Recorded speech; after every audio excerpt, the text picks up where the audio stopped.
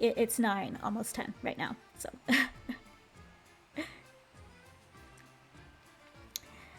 anyway, yeah. I'm Boxcat.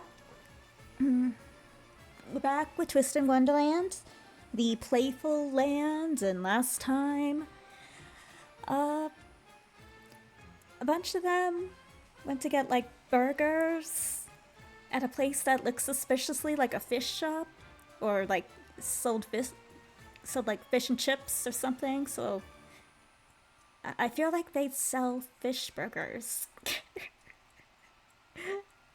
Fish fillet sandwiches. But anyway, yeah, they met this creepy guy who runs like a carnival, and who gave them like premium free tickets they can only use tomorrow, and asked them to invite friends and encouraged them to skip school to do it. And apparently no one, this Playful Land is insanely popular, but no one knows where it is, and likely if it even exists. So yeah, that's all well, they might know it exists, but they don't know where it is. But that in itself is extremely suspicious. Including the they can only use the ticket tomorrow. And the insistency of the guy. Yeah. I'd be running if I was them, but they're inviting all their school friends, so that's kind of where we are at.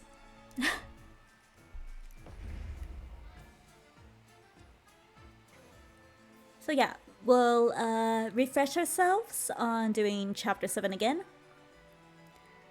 And then we'll continue on and see what the heck is going on. Because while I did unlock all the chapters and books, I didn't read any of the titles or the story. Just like, did this? That happened? And then I pressed skip. And I did the same thing over again until I, got to the end. Of course, there are a couple like twist tunes and battles along the way. But battles, I just choose my team, set the phone aside, and had the battles on auto. And, did that way. The twist tunes I did actually have, pay a little bit of attention to. Although I tried my best to not pay too much attention to, the scenery and what's happening there. So, that way I can still, be like, oh, cool, this is what's happening, this is happening, when we actually do them on stream. So, I did my best to keep myself from being spoiled in any of this series while at the same time completing it for convenience sake of us. Otherwise, we wouldn't have access to the rest of the story when the event ended. It kind of sucks. But yeah, I had to use a bunch of the star shard things, but I managed to get it, and we're all good.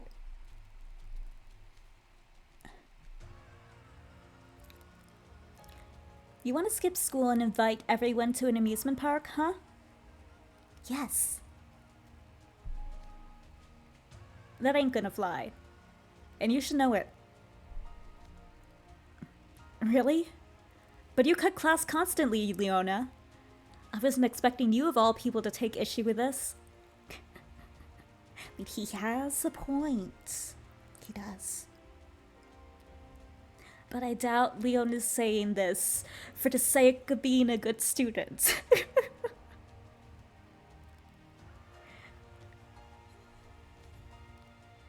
What's the problem? This is a chance to go to Playful Land and... Not so loud! Huh? Think about it.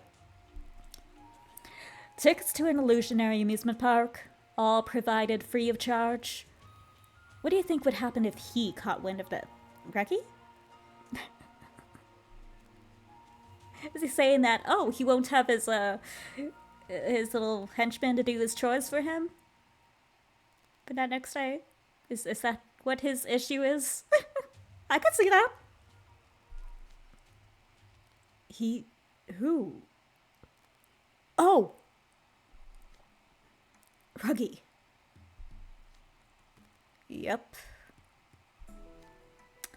He'd swipe your ticket and resell it to some poor sucker at exorbitant markup, guaranteed. I could actually see that. You know, oh my god. You know on Ticketmaster when you go like to see a concert or something, and like you have to get a resale ticket, and you see those tickets that are like, I don't know, previously the ticket would have been like, I don't know, $50, but the reseller is trying to sell it at like $2,000. Ruggy would be that person trying to sell it at $2,000. That would be Ruggy, guaranteed.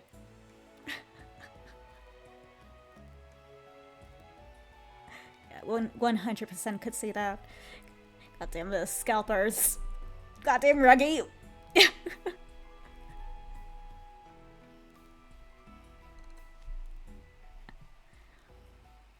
People off campus with no other options for getting in would pay any price he cared to name. 2,000. 10,000. 50,000. No, I don't think anyone would pay 50,000 for that. I would hope not.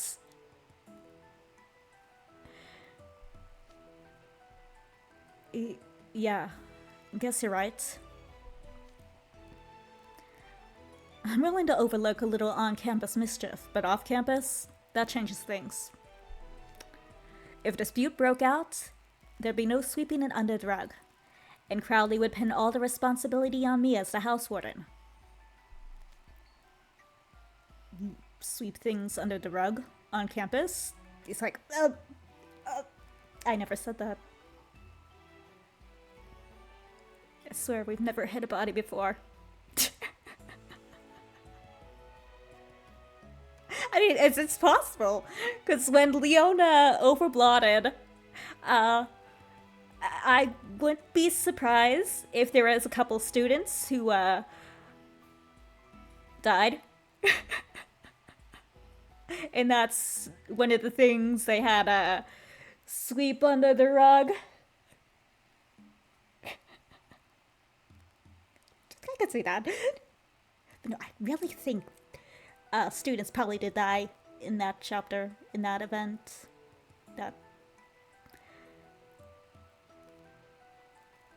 No, lots. Because I think, like, his overblot thing was like, they disintegrated or something?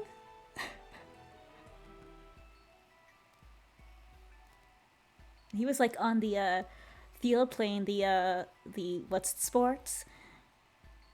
And like he overblotted in a big explosion, and if there was a full stadium there, really wouldn't be surprised if a couple of people got caught in that and just cease to exist.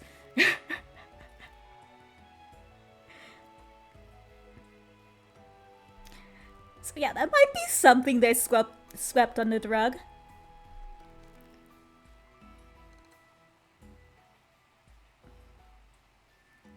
Anyway, I can definitely imagine all that. In fact, I can practically see it now. Now that you mention it, I'm getting the feeling that this ticket could spark some sign of huge fight. Yeah, see? So don't fan the flames. Not to mention how obviously shady it is that you just lucked into tickets this valuable.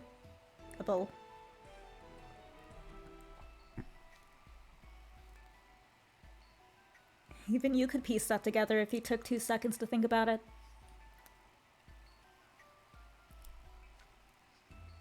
Nope. Guess I'm going alone.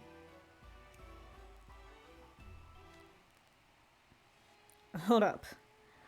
Why are you so eager to get in on this anyway? He just wants to have friends with his classmates. He wants to make good memories.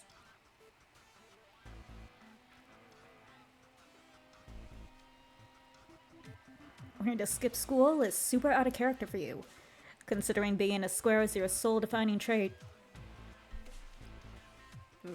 Square? Anyway, I just think in this one case, it's not that bad. I mean, a chance like this doesn't exactly come around all that often. And I already promised Ernesto I'd show up tomorrow. I wouldn't want to make myself a liar.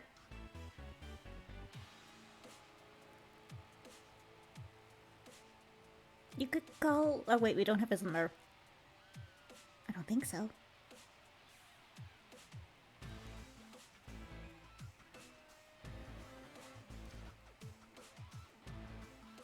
He still shouldn't go. From the sound of things, this Ernesto guy's got a real way with words. You can say that again. He basically spent the whole time telling us how awesome we were. And that's where the flag is. That's where the red flag is.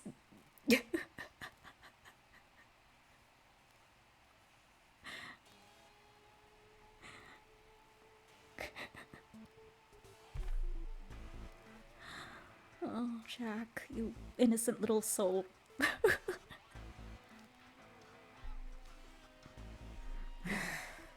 I feel you. I feel you, Leona. Yeah. Feel you, Leona. So I don't think I remember reading this, so maybe we're on chapter 6.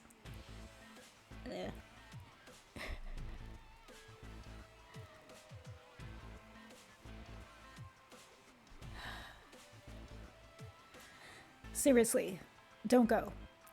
This smells like a huge mess in the making.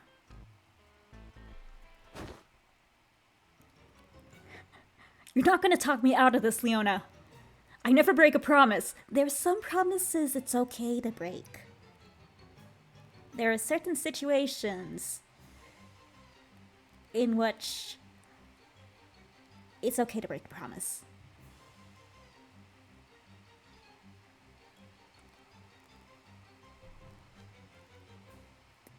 So, let me get this straight. Breaking promises is bad, but skipping school is fun and dandy?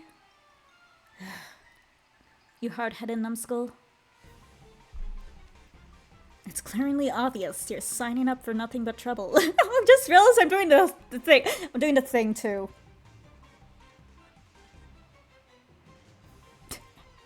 Except for, there we go.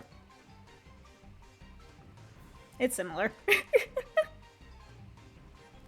No, seriously, I did that unconsciously. I didn't do it on purpose. Maybe that's why I cosplayed him.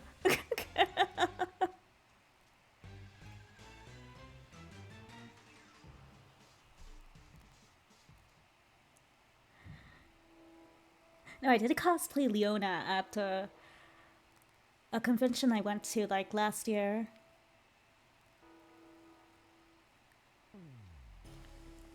I think it was in October last year. Yeah. I think I actually posted some pictures on my like Instagram or something.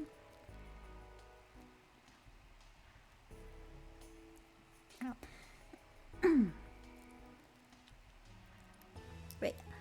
On to the Octagonal dorm.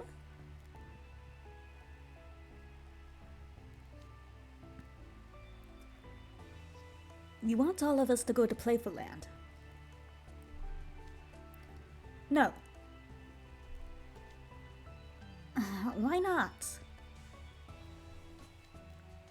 From what you just told me, you got these tickets for free, right? He's like, that's not how things work, okay? I'm a businessman. I know. And he is. He's a businessman. He knows how things work. And he knows you don't give expensive, limited time things away for free.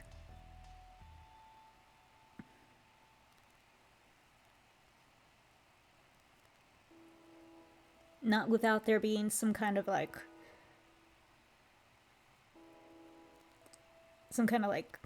trick to it all, or trap.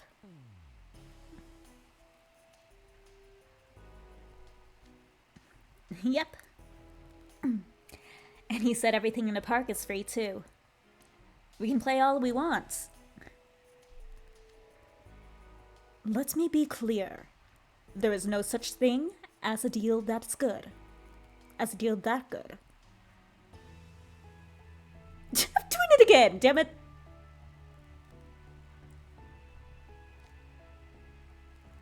You think so? It could be a viable publicity strategy, simple as that.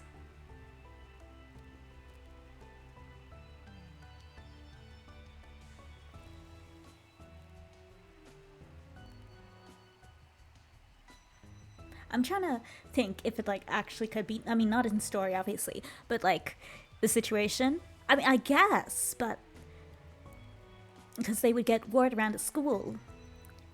But I feel like it'd be better if they did the whole publicity thing to someone with like a following like Phil and like an influencer, I guess.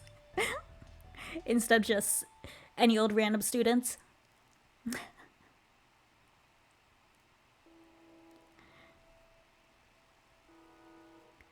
But I guess in this situation, it could be a possibility. But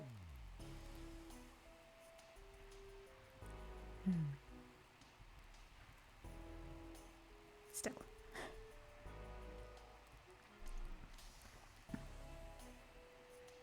Haven't you held free sampling parties at Monster Lounge before? And didn't you generate a great deal of clientele from them? That's exactly what Ernesto said he wanted to do. Oh, to generate more business via our word-of-mouth promotions. A place no one can find with tickets no one can buy?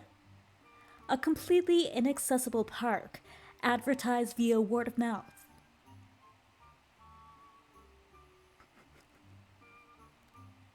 I was watching TikTok earlier, and I got a couple recommendations on the like For You page of like this guy whose channel like he runs by with like a red flag after like showing like a video clip. I don't know what his name is, but I see that red flag in him running through the field with like a large red flag in this scene. All these scenes.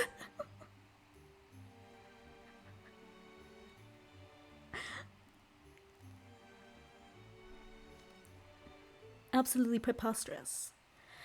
Such an advertising approach is completely at odds with the illusionary business strategy. They've generated tremendous promo through artificial scarcity. To then turn around and expand to an unspecified wider base? I would never do that. There's clearly a non-promo related motive at play. That is quite a compelling argument. Are you secretly the owner of Playful Land?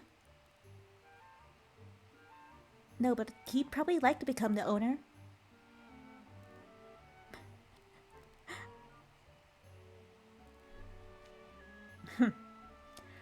It's a conclusion anyone can draw by putting two and two together. There's no such thing as a free lunch. Well, maybe there is. That miniature is working an angle. You should expect some sort of catch. Oh, this isn't covered?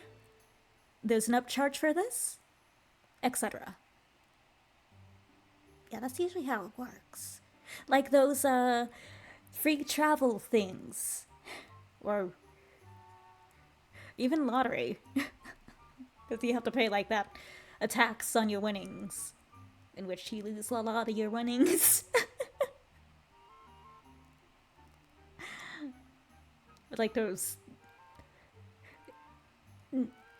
Very rarely is anything free. It's always a catch. Although sometimes you do get free lunch.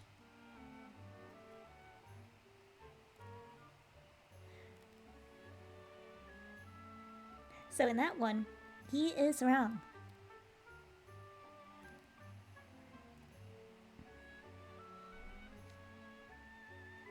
But Ernesto was such a friendly and well-mannered gentleman, wasn't he, Floyd? I don't know. All I remember about foxfish and cat shark is them being kind of wimpy and boring. Even indulging in the ridiculous notion of this was done out of pure goodwill. I don't like being indebted to strangers. You don't like being indebted to people, period. Being strangers has nothing to do with it. Precisely. You know me well. Hence, I must decline the invitation. Man, what a spoiled sport. Maybe I should bring this down. It's better if he does have another angle. Him being all shady is half the fun. Gosh. Makes it hard to predict what's gonna happen. Ain't it exciting that way? Oh gosh, he's gonna have a ball in this event then.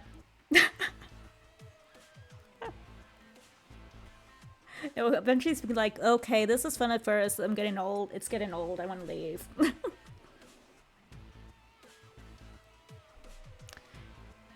Agreed. This is a prime opportunity to visit the illusionary place, courtesy of a strange and obviously suspicious man. Okay, I'm at least happy he understands this guy is suspicious.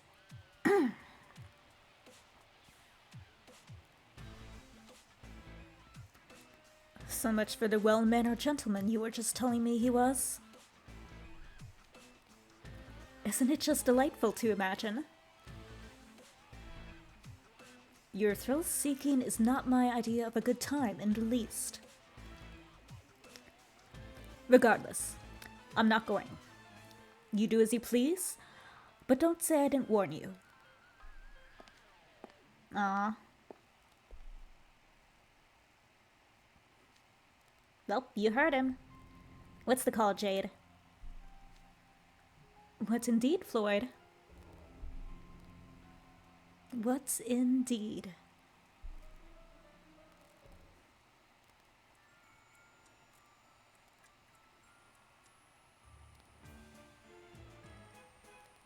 Yeah, I think that was the next chapter. I'm just gonna do chapter 6. Yeah. I feel like that's... Okay, yeah. Because, yeah, that one was they were in town, then chapter 6, they go back to school and, you know, invite their friends. And, yeah, so we were actually on chapter 6. Or the last one was chapter 6, and chapter 7 was actually the next one we didn't do, so. But, okay. Oh well. No, no going over the previous one then. I guess we're just continuing. My bad. Alright. So we did 7 just now. So let's go do 8. And I might bring this down because... I don't know. Maybe I just need water.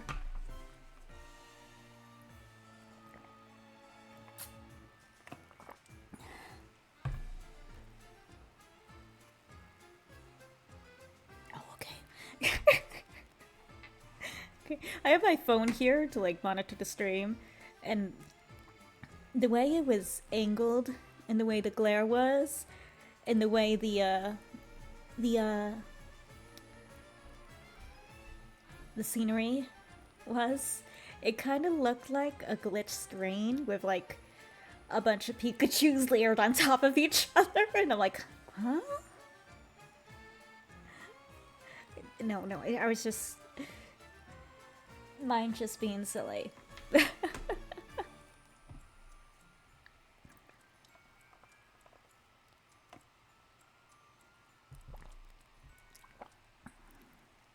Right. So, 8.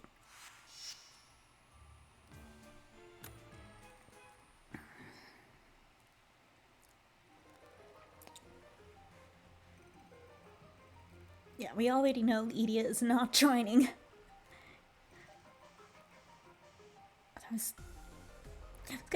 No, yeah. No, I guess. I was gonna say that I was surprised that Edea would allow Ortho to go, but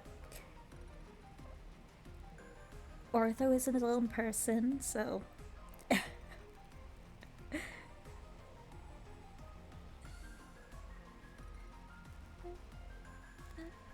But yeah, Edea is not going in any way.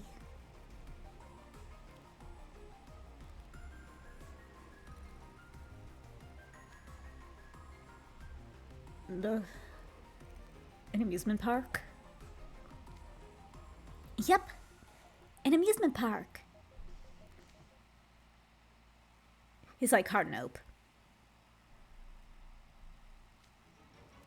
Nope. Literally all the nopes. Come on, Edea. It'd be fun. We've never been to a theme park before. This is a good chance to change that. It's gonna be a blast. Don't you want to try visiting one for yourself? He's like, I can do it virtually, okay?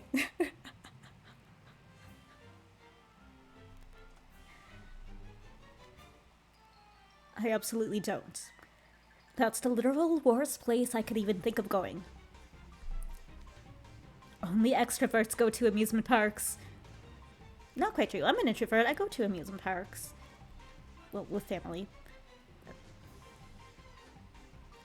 Of course, I don't talk to anyone. I just do the rides. Or eat the food.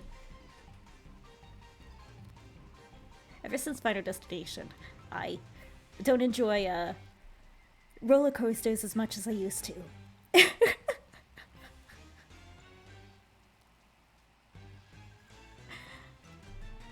That kind of like scarred me, I think. I think it was number 2. Anyway. I don't think that's actually true. No, it totally is. You may not be up on this stuff, but dressing up rappels and coordinated sparkly ensembles, even though no one's looking, taking selfies with tons of cheesy filters. Is that how it's supposed to be? Because I've never done that. Scrolling over staff and character costumes that aren't even that cute. Standing in line to do literally anything. Your conversations petering out and growing increasingly strained over time. Being dead on your feet by the end of the day. Your friendships in tatters as you buy souvenirs. What part of that sounds fun? What is he imagining?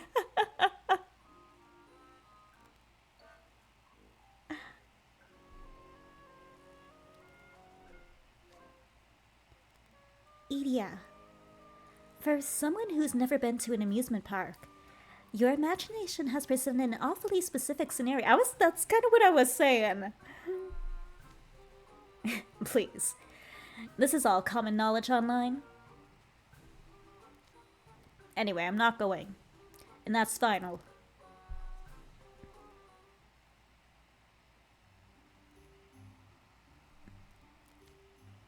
Unquote. I tried to invite him, but he flat out refused. And you're simply giving up? I would argue this is a prime moment to showcase the acting skills you've been cultivating in our club. Oh, is Ortho in the acting club? Must have forgotten that.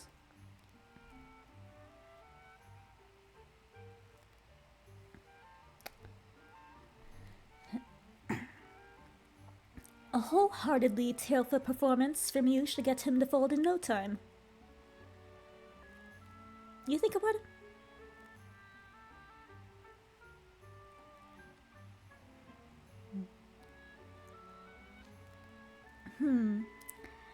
I've been considering that since he first refused, but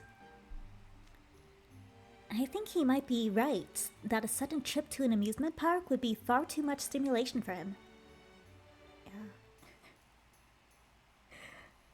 Yeah. For someone with as much social anxiety as Idia, a busy amusement park is not a good time.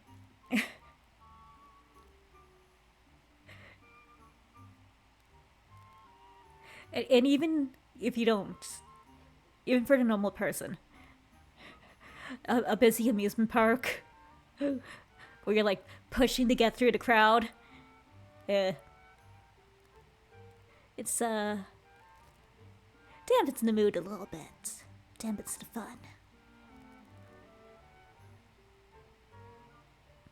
So yeah, I can fully understand why Idio wouldn't want to go.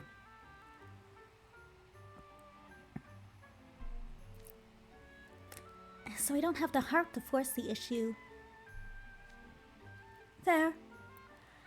An amusement park might be too drastic a jump for him. He'd be better off staying with a regular park. Starting. I wish he was in a position to go with me, though. I just know that any performance the two of us put on would be in perfect sync. We could have hit big time and become stars. Well, this is a new side of Ortho.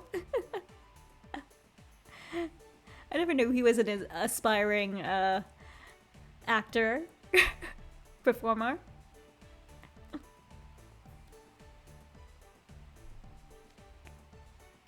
Stars? What's this about? Oh yeah, cause the Ernesto guy, he kept saying, "You guys will be stars. You'd be amazing," or like he mentioned them being like stars or something. So okay, so that's why Ortho kind of referenced them being like stars.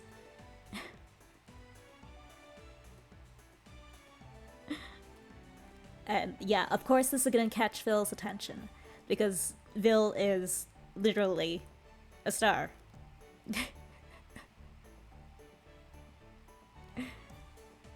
Stars? What's this about? Oh, a fox beastman named Ernesto Foulworth told us if we put on a show in Playful Land, we'd be guaranteed stars. Oh. That's a rather brazen claim to make. It's not that simple to perform on stage. Really? I think my brother and I could definitely pull it off. You silly boy. There's no such thing as a shortcut to success. I question if this show even truly exists. I'll grant that rumors about Playful Land have reached my ears. And they say the park puts on a superb performances so far beyond anything what you can find anywhere else. But the details are still vague, right? Which makes no sense considering how people love to talk. That sounds like smoke and mirrors to me.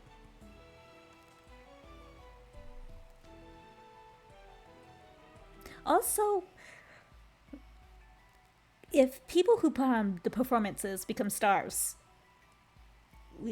wouldn't people have heard of those guys and heard that they became stars via the performance at Playful Land? I feel like that has never happened. So, the lack of proof in itself should give a couple warning bells of sus. You should know better than to believe an absurd man making absurd claims. Absurd. I did find it suspicious at first, actually. So I observed him on the down low. But his pupil dilation, body language, pulse, none of those values were indicating of lying. Human lie detector! What did you say? Normally I'd question your judgments, but I can't imagine you're erring in your calculations. Does that mean Playful Land truly features a show that lives up to the rumors? I think so, yes. What do you think? Doesn't it sound fun?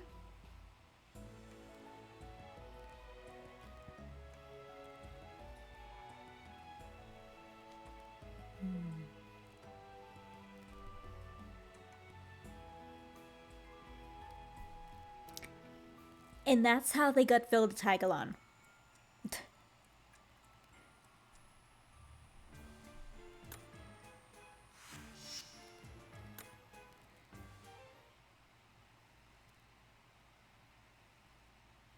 Oh, let's do a couple more chapters, or let's finish book 1, and then I believe I do have like a free key for like a role in the banner.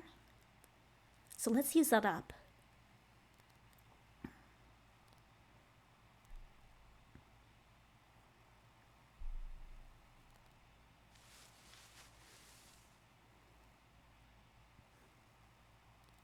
The school always reminds me of Hogwarts. It's just like, he's like...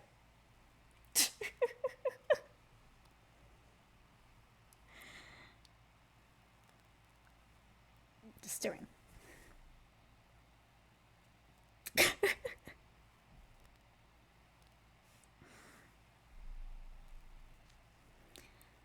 Alright.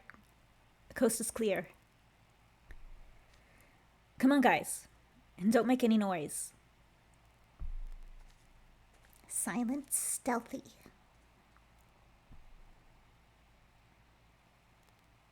Nice and quiet,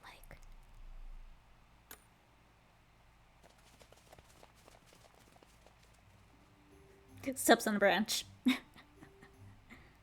Alright. We're all outside the front gates. We should be good to go now. Sheesh. It was a real hassle crawling on the ground all the way here from Ramshackle. You're a cat. That should be normal. You should be used to this. Of course, Grim would argue that he is not a cat, but I don't know how he would be anything but a cat. That is a cat.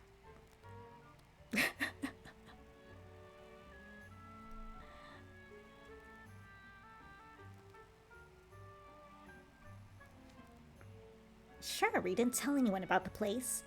And we snuck out because you didn't want anyone messing up our plans. But do we really gotta be this careful? Absolutely yes. Our school's full of guys who don't know the meaning of the word fun. We've got tickets to Playful Land here. Do you really want to risk missing out? No way! I'm gonna have all the fun and become a big star. Flashing lights everywhere. Superstar. That's what I'm talking about. Oh, crud. It's almost time to meet up. Ernesto said Ernesto said to meet him in Craneport, right? Man, we're going to the harbor. At night. With no one knowing our location. To meet a strange man we only met the other day. Yeah, sounds great. Okay, let's do it. That's further out from the school than where we met yesterday. We'd better hurry. Yeah! Come on, Maria!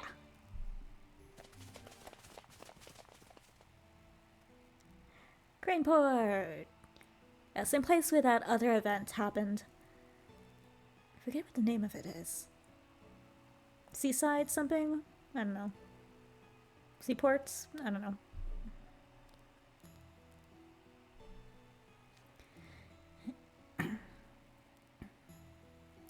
Alright, made it to Craneport. The sun hasn't risen yet, so it's still too dark to see much. Careful not to slip and fall into the water. You heard him, henchhuman. Watch your step. Maria's way less likely to fall in than you.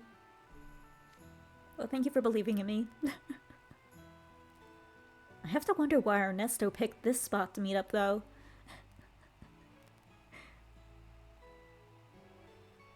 No, not a cafe. Not in front of the gates. The school gates. Not in the, like, town square. In the port.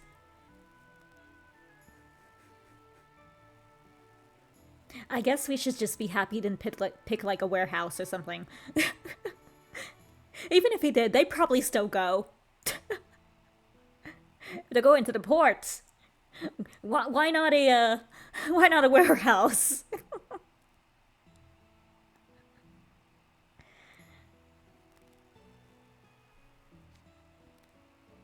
This area barely gets any boat traffic, especially before dawn. Oh my god. Yes. Yeah. Alright, guys. We're gonna be kidnapped. Let's go.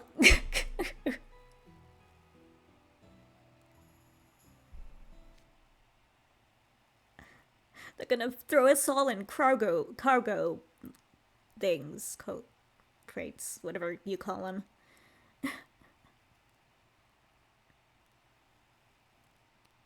Oh, hey. I hear Ace. Looks like Maria and Grim are with him, too. Over here, guys. Oh, hey, Colleen. Good morning. Splendid. Ernesto has yet to arrive. So that means we are all here on time. Took you guys long enough. The rest of us have been waiting. Does that mean Jack and Ortho are here, too? It's too dark to see. Yeah, we're here. I see you two managed to actually wake up on time, Maria. Jeez, don't call me out. I was worried you were asleep. Yeah, so I may wake up at like noon.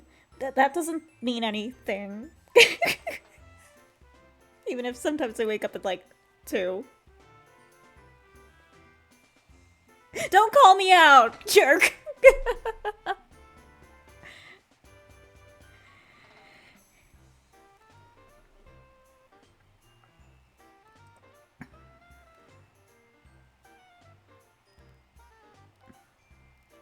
Morning, guys. No, I would not be wide awake. When I was I am not a morning person at all.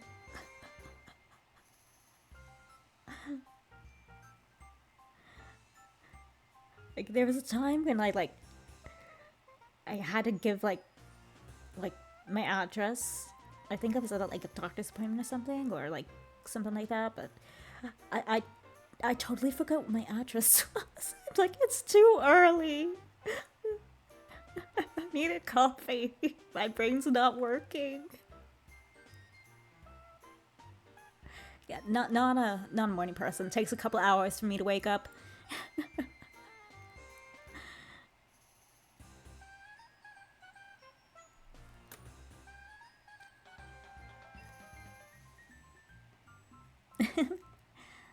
I got company too. Kalim Al-Azim and I invited some friends to join us. Yeah? Who's that? For Arthur, I'm guessing you brought Idia? Idia? At a theme park? No way, no how. Okay, yeah, forget I said that. But who's that? But who does that leave? Us. Whoa! Lilia, Cater, and Vil? It's like, geez, Cater, you should have told us we were going. We could have gone together.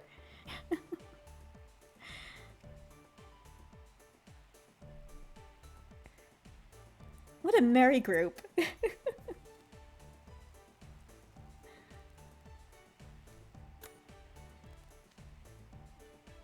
Isn't it, though? Consider yourself lucky to see my face before dawn.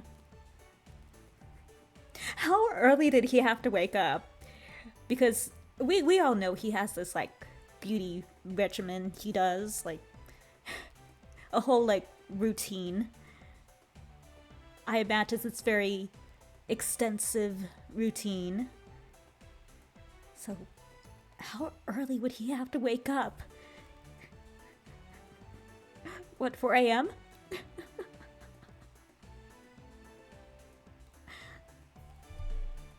I could never.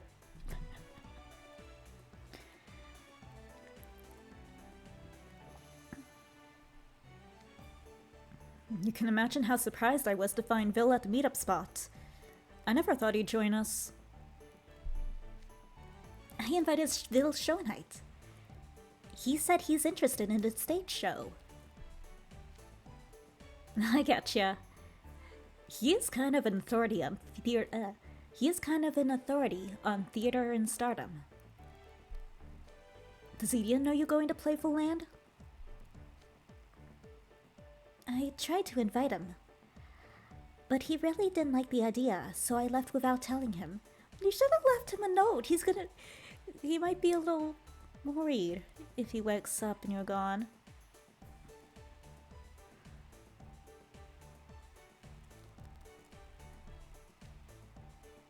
There was a distinct possibility he would have stopped me with some claims about not wanting me to be subjected to extrovert influences.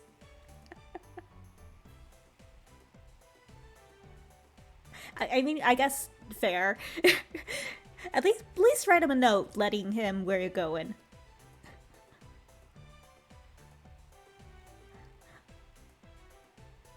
Oh no, Arthur disappeared. He got kidnapped. Little did he know, he actually did get kidnapped.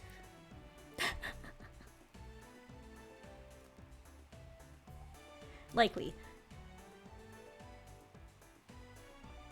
I mean, if it follows the story, because if I remember correctly, all the kids at the, in the Pinocchio story, they were all, like, kidnapped children or something.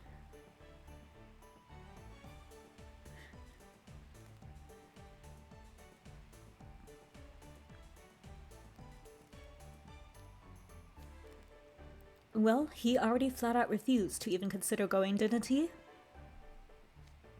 Being brothers doesn't obligate you to spend your every waking hour together, or to always deter what he says. Defer. Too. You're a full-fledged student, so you should act on your own initiative. That's a good point, Phil Schoenheit. I'll make sure to have so much fun. The stories will make him jealous later.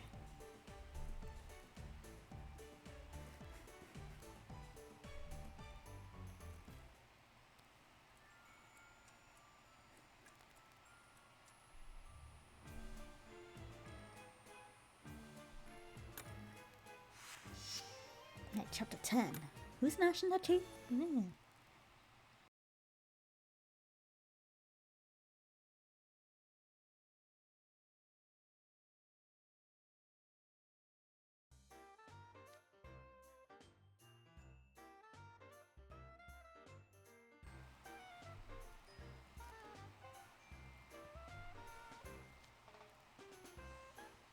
Okay, that covers Vil. So what are you doing here, Cater? I looked for you yesterday, but I couldn't fill you in because you were busy with a club meeting. Alright, you and Kaleem are in the pop music club together. Exactly. Kaleem gave me the deets. Jamil was with us, and he was extremely opposed. Straight up said it was really shady and we had no business going. He was right. But once Jamil left, poor Kaleem was ever so despondent about it. So Lils and I talked, and we decided to make it an impromptu pop music club excursion. So that's okay. Well, they've definitely learned something from this, so I guess it is educational. On paper, I guess you can call it a field trip to appear at a Playful Showland. Playful Land Show. Why do I switch words around? I don't know, my brain's weird. You wouldn't believe how happy I was when they said they'd come with me. Once we get back and I tell Jamil about the awesome time we had, I bet he'll be like, "Oh man, that sounds so cool.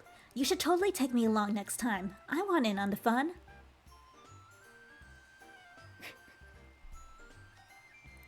So I'll make sure to have all the fun I possibly can and bring back tons of stories to share. I question if Jamil would say any of that. Yes, I too.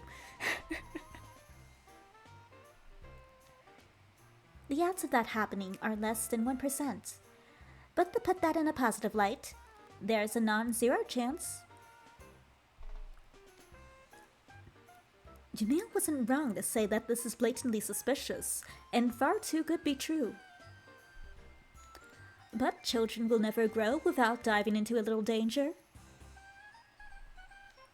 I respect Jamil's wish to protect Kaleem, but sometimes a little adventure is just what the doctor ordered. Last stream, one of the people in the chat, we were talking about how in that part, how Jamil would be like freaking out, and they said like something along the lines of like, imagine the Azim family getting servants and seeing their son. And that just popped into my mind. I'm like, oh gosh.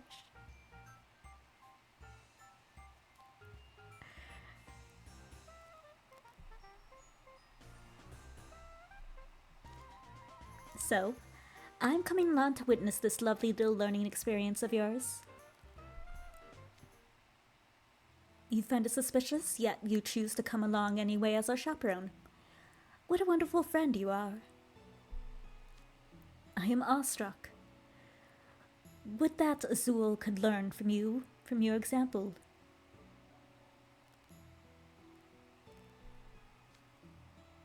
Oh, hey, speaking of Azul, how come he ain't here with you two? He was all like, blah blah blah blah blah. No such thing as a free lunch.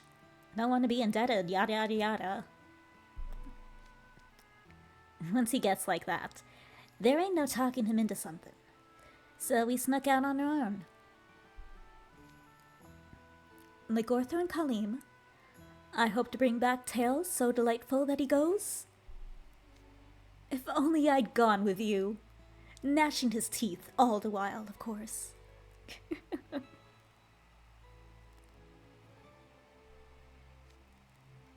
I wonder if he would. Just wait, we're gonna get to the end of the events, and somewhere in the middle something's gonna happen, and at the end, Azul's gonna say that. That would be funny if that actually happens. Yeah, I snuck out without telling the house warden too.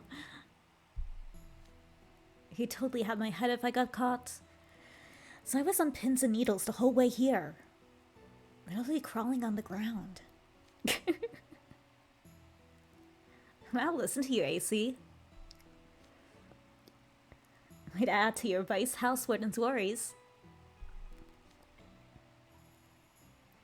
Huh? Who are you waving at, Cater? Oh, it's just the ghosts. Just a portside ghost, it's cool. Huh?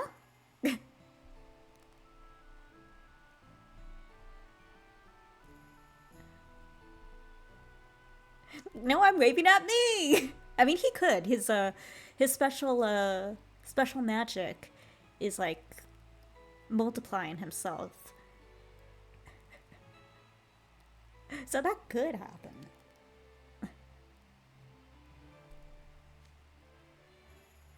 Why are you looking over my shoulder?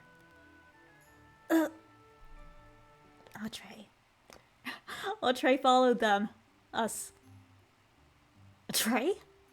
When did you show up? Thanks for the perfect reaction, Ace. It's not just me, though.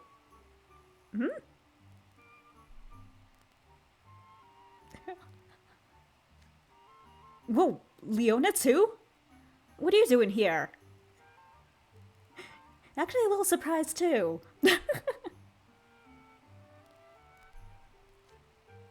I followed you here, Ace. You got really sulky after Riddle gave you the 3rd degree yesterday. So I figured, knowing you, you'd totally ignore his warning and sneak out anyway. And sure enough, here we are. So you were on to me from the start. Wait, does that mean the house warden knows? Please. If he knew, you wouldn't be standing here right now. You know how much magic I had to use to muffle all the noise you were making? Thank you? Sorry? Dude, you're kidding. I didn't even notice. If it were up to me, I'd have stopped you entirely. But Deuce talked me out of it. Wait, what? He did? Yeah. He was feeling pretty bad about basically sabotaging you. Huh. I didn't know he cared so much. Yeah, Deuce is a good boy. He's a bro. I went back and forth on this a lot. But you can be surprisingly stubborn at times, and you know how to hold a grudge. Eventually, what I settled on was covering you so you wouldn't get caught. I was hoping that would tie things up neatly.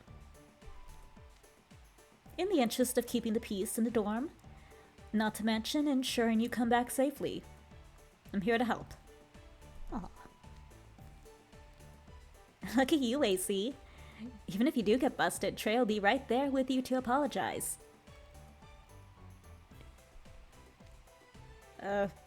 I'm not sure that would be so great. If that came up, we need to split Riddle's anger 3 ways. That's better than 1 way. So I'd have to join in? Well, he is part of the same dorm. Trey, Cater, thank you both. If worst comes to worst, I'll be happy for the company. Please just try not to get caught. Okay, so Trey's here to keep Ace out of trouble. Is that the same for you, Leona? It's like, are you serious? The soul brain cell must still be asleep. I came to talk some sense into a bunch of fools with no self-preservation instinct.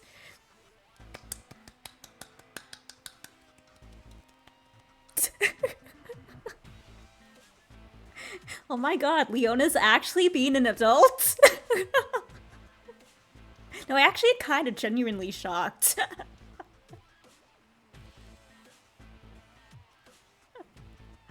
My god, this is a moment in history.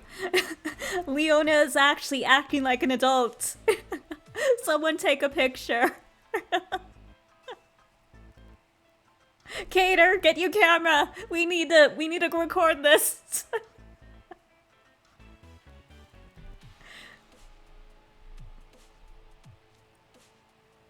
You believe anything you hear if someone butters you up first, huh? Didn't anyone ever teach you to be wary of strangers? I come here and what do I find? Freshmen and sophomores are one thing. But I'm seeing juniors happily jumping on board too. I almost envy how thick your skulls must be. Really? Goodness, I'm flattered. That wasn't a compliment.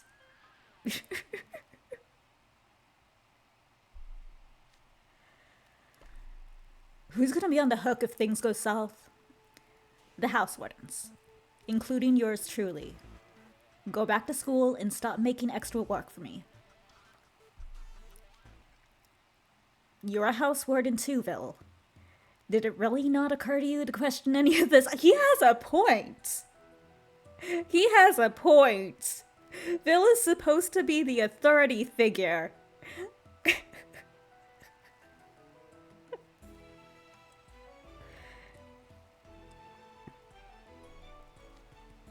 Please don't insult me. Of course, I find it highly suspicious. As someone active in theater, I know just how little credibility this Ernesto claims to have. But do you think this group would turn around and go back just because I explained that? If this man is such a talented actor that he could deceive even Ortho's eyes, if he's a charlatan capable of passing lies off as the honest truth, these Spudlings wouldn't stand a chance on their own.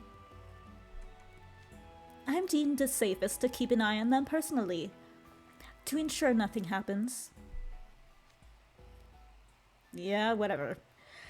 That's a very nice sounding made-up excuse. You were just drawn to the promise of a stage performance and you know it.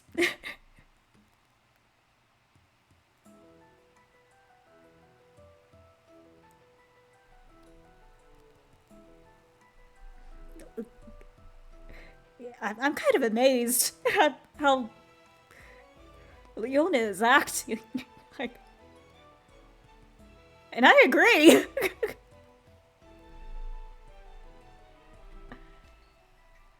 There's no way you could resist the allure of a show put on by an illusionary theme park. Excuse me, that is not true. I simply... well... I suppose I'd be lying if I said I wasn't interested in it. It's like, see, told ya!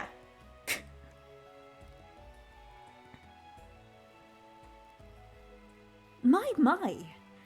Everyone's here so early.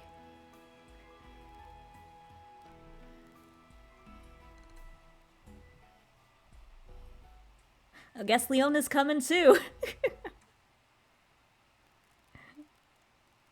He didn't leave before Ernesto arrived, so he's coming with us, I guess. Dang! Chapter 10. Crazy.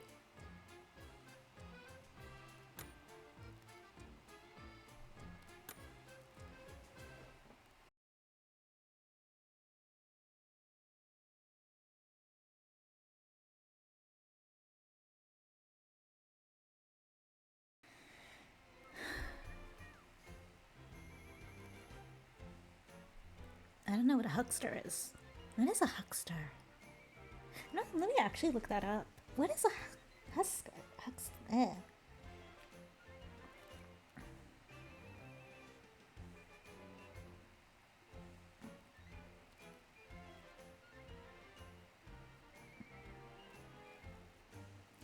Oh, here we go. Huckster. A person who sells small items either door to door or from a stall or small store. Or to promote or sell.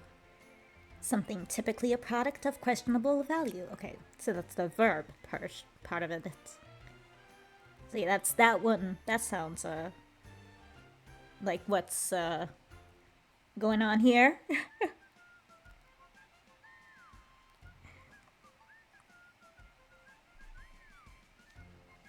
Good morning, everyone. Lovely weather today, isn't it? Trying to find a sound for Gino.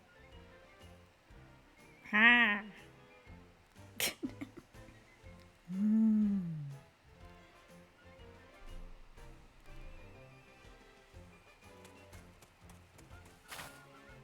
My gracious! There are even more clever-looking scholars here than the ones I met yesterday. Whatever here? A lion beast man? Now there's a rare sight around these parts. Oh my god. They're kidnapping not one prince, but two princes! This is an international incident.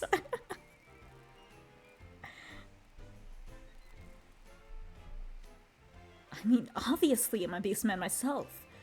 But a fox hardly has any presence than a lion does. Wouldn't you agree, Gino? And is this the Vilk show in height I spy? My word! What ethereal beauty! Fantastic! Unbelievable! It's not even dawn yet, but this is such a brilliant assembly of students. Your glow is practically giving me sunspots. Am I right or am I right, Gino? He's like, What's that? They're so brilliant you can hardly see? I know just what you mean. What an absolute privilege it is to welcome such distinguished guests to the park. Why, it's the biggest honor of my life.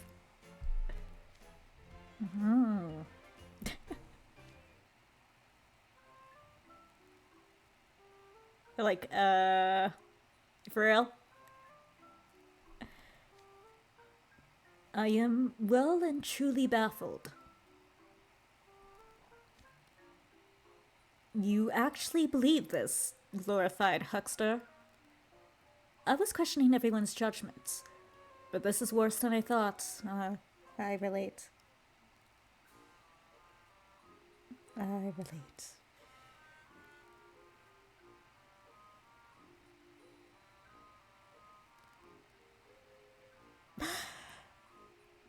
Let's move on.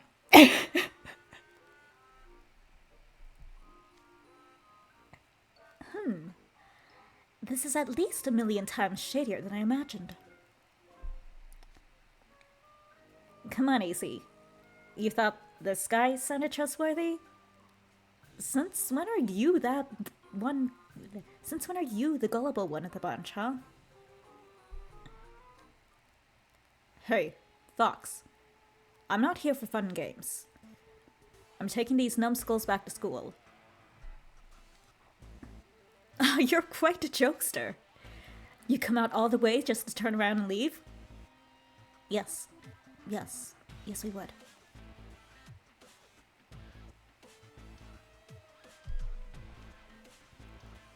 It'd be such a shame for you to miss out on a once-in-a-lifetime opportunity. Surely someone so bright wouldn't make a foolish choice. If you're trying to sell me on this, don't bother. I don't trust a word out of your mouth. An illusionary amusement park? There's no such place, and everyone knows it. Except for them.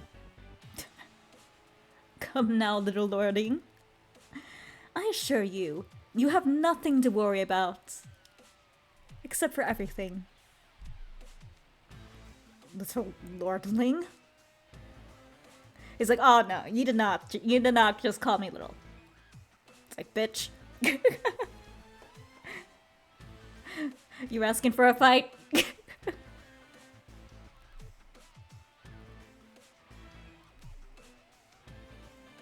it's almost dawn. Have a look, everyone.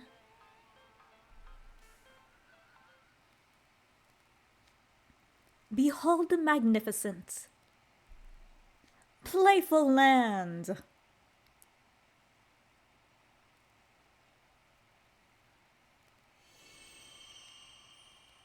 Whoa, it's so bright. The sun's in my eyes.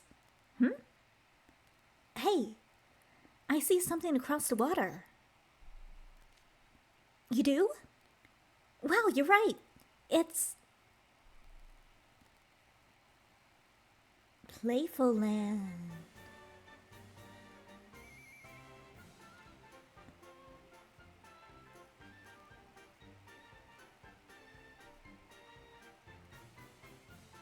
Really gonna go to a place that just appeared out of nowhere?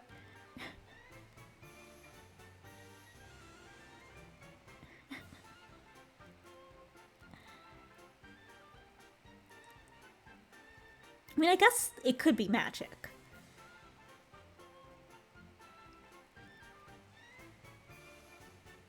I wonder how they're gonna go about this. If it's gonna actually be like a real place that's like, I don't know, covered in like a cloaky magic or something, or just some kind of magic related thing, or it's gonna be like a, I don't know, a psychological thing.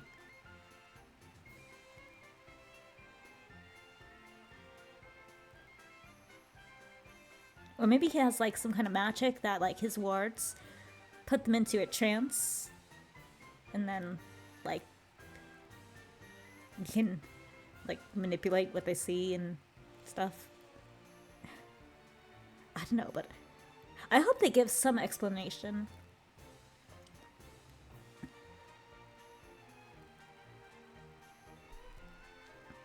Hey, Maria, are you seeing this?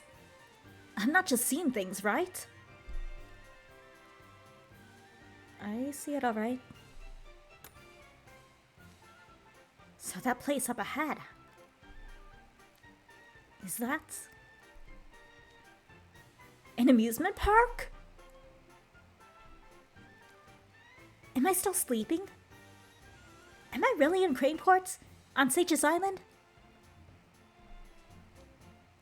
Don't worry, you're awake. This is the same old barely visited by ships Craneport we know. But now there's an amusement park so big it practically overshadows the Forlorn Port. Is that really Playful Land? It is. The one and only Playful Land, our pride and joy. There wasn't anything like this when I passed through here yesterday. Did you build this whole place overnight? What's the deal, huh? Wait a second. Is that a Craneport pier leading up to the park gate? Is this what I think it is? Indeed. Playful Land's location is shrouded in mystery because it's actually a traveling park. And how do you make this travel?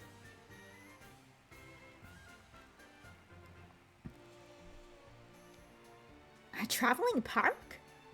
The whole thing moves? That's right. Playful Land itself is built upon an immense ship.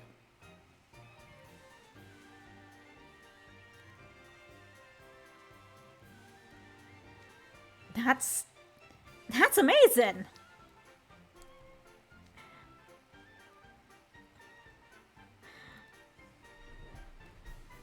It really is. My family had traveling parks visit before, but I never seen one this big. I imagine you haven't. Wait, what? You've had them visit? Kaleem's not like the rest of us. I won't sweat details. No, do it. Make him scared. Make him worried.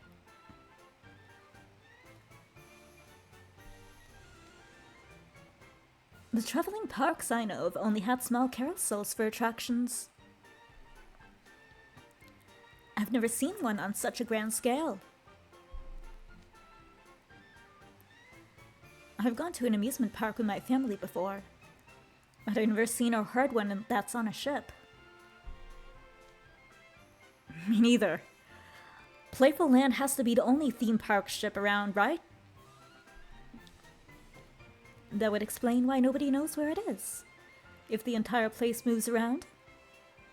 That doesn't explain how it appeared out of thin air. That's... question that part.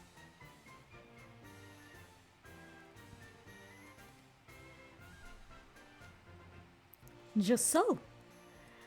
People started calling it an illusionary amusement park, and I can't say I mind. It does give the place a certain allure. But it really is just a traveling park intended to bring hopes and dreams to everyone across the land. At least that's the idea. Now that the cat's out of the bag, there's nothing to be suspicious about, right? No tricks or gimmicks, nothing on my sleeve, as embarrassing as that is to admit.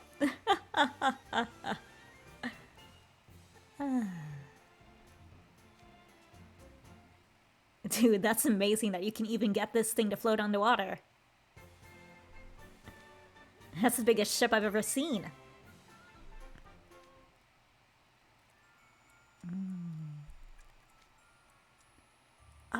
We shouldn't tarry here too long. Come everyone, our theme park awaits. Why waste daylight standing around talking when you could use your time more efficiently? We have massive attractions, delectable food, and delightful shows. You can never take in all the fun with just one day here in Playful Land. All right, let's move, Maria.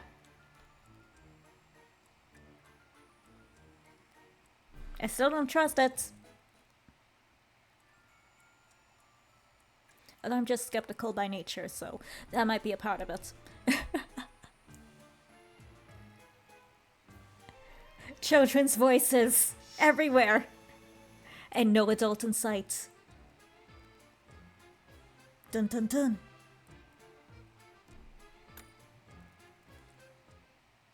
So either no adult in sight and just a bunch of children there, which is worrying in itself, or children's voices indicating there is ghosts. In which case, that's also worrying. Run. The park is haunted.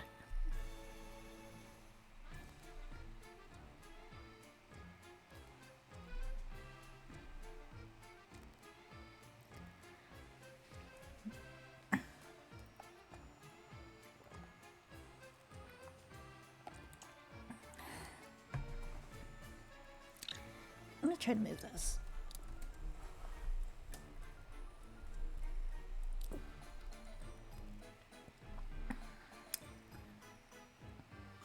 Hold up. Knowing the deal with the theme park doesn't make Ernesto's offer any less suspicious. True. Ortho, consider your arrangement off. We're taking you all back to school right now. My! Whatever is the trouble? You are absurdly suspicious. All we've established is that you're good at fawning over people. You're the exact kind of adult people should steer clear of. That was kind of nagging at me too, I'm gonna be real. This is hardly a commitment I can make lightly, considering I'm responsible for my underclassmen's well-being. Oh, relax! What's there to worry about? All we're talking about is playing at an amusement park. What could possibly be dangerous about that? And what could a humble individual like myself possibly do against so many talented mages? We're already in this trap, aren't we? The minute that light happened, we were in his trap. I don't know how, but yeah.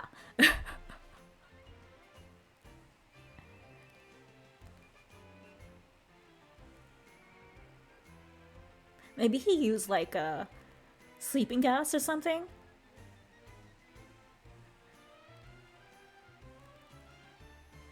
And that's why it feels like it just suddenly appeared. Isn't that how it works? Yeah, possibility.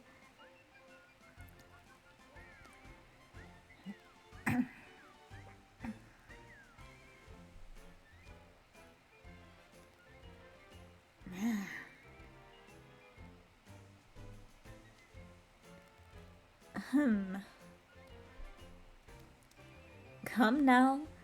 Playful Land is a place of delights. No need for scary faces here. Let's see some smiles. Smile. Here in this park, there's nothing to fear.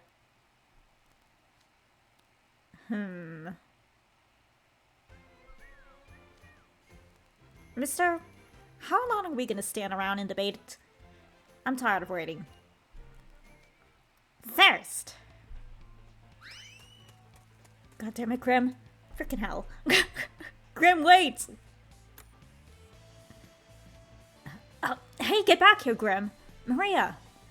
No fair jumping the gun. You got a lot of nerve going in ahead of me. Don't leave me behind.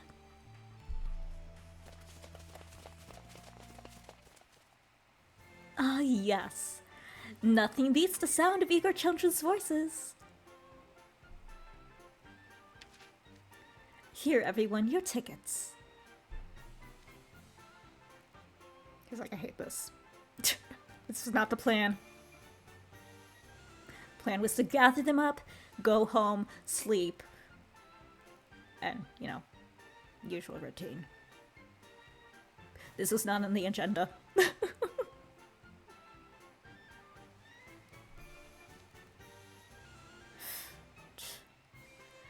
Fine. Give me one of those tacky sparkly things. It's called a ticket. You're going after all, Leona? Glad to hear it. You're gonna have a blast. It's like, no. No, I'm not. I'm gonna hate every second of this.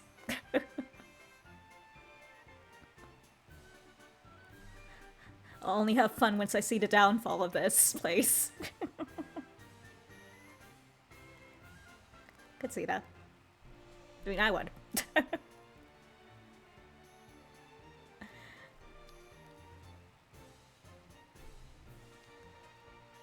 Don't get me wrong. I'm gonna be your chaperone. Oh, Fort. Fine. I suppose I'll have to take a ticket as well. Yeah. We're already here, and it wouldn't be right to leave Ace and the others and just go back on our own. The ship sailed and we're on it, huh? Well, Playful Land is a place I was hoping to visit. In that case, there's nothing for it but to have some fun. Great! It's gonna be even more memorable with all of you here with us. Yeah! Let's make today a blast! With that settled, let's move along, shall we? In you go! You guys aren't... You see those faces, right? Right? Those are not faces of people welcoming visitors into their park to have fun.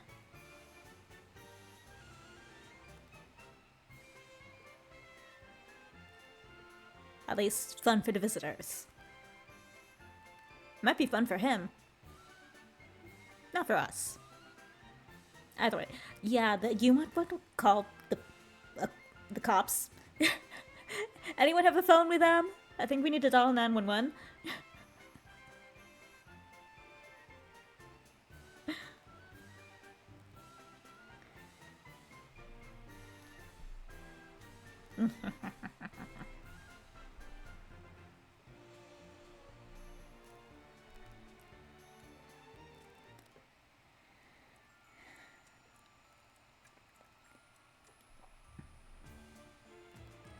Alright, chapter 13.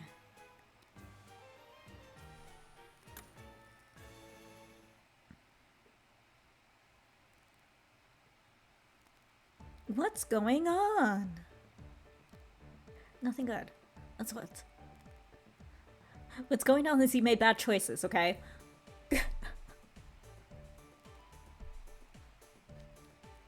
Whoa! Let's get in and have some fun! Did someone just like sucker punch him in the face? Ow! A pole just dropped down right in front of me. I smacked right into it, face first. How dare you, pole? That's the bar for the ticket gate. You can't just waltz right into the theme park, you know? Oh, so we can still go back then! Alright, let's go! Turn around. Let's leave. It's not too late, guys. We can still leave.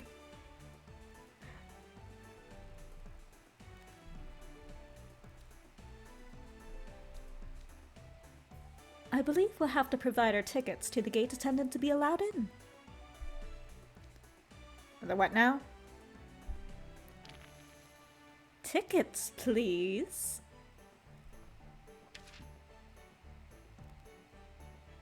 There's a talking puppet taking my ticket. That's not creepy. Ticket? Oh, you mean this? Okay, what do I do with it now?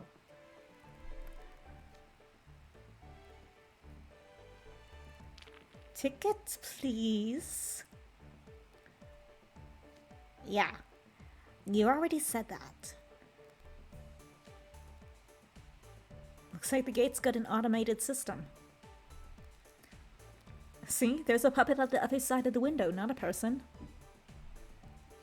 Maybe you put a ticket on the gate panel to scan it?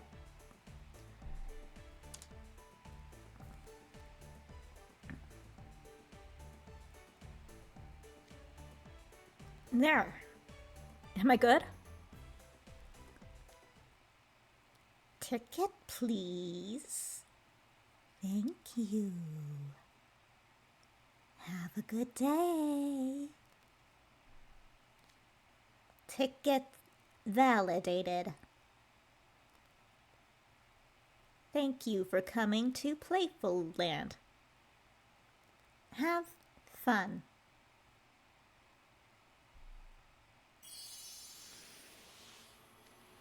What? Guys? Why am I glowing? What's happening? Whoa! Haze is getting all glowy. Is it gonna blow up or something? I hope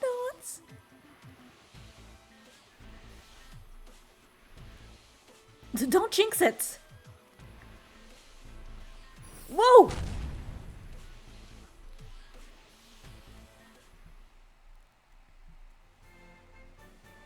Costume change.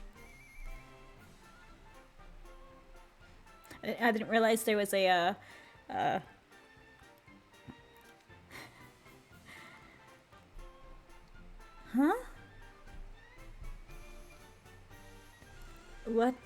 What's going on?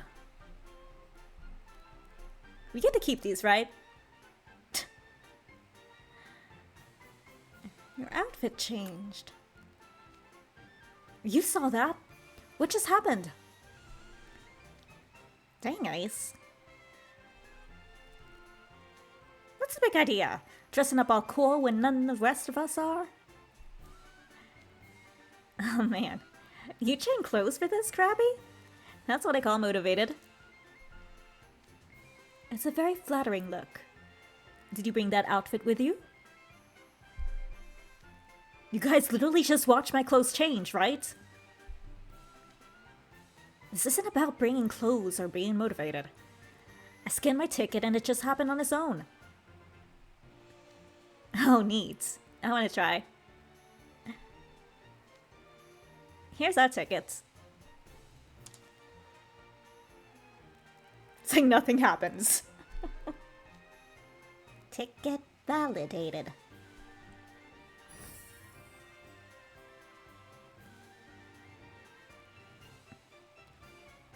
Congratulations, you are now employees here. You are now no longer visitors. There are no visitors here. Only employees. That don't get paid. You work for free. Oh, you weren't kidding. Our dad's changed. It was instantaneous, just like with Ace. This rules. Check out all these cords and tassels. This jacket's probably gonna give me stiff shoulders. I don't wear stuff with frills and cords normally. This is kinda rad.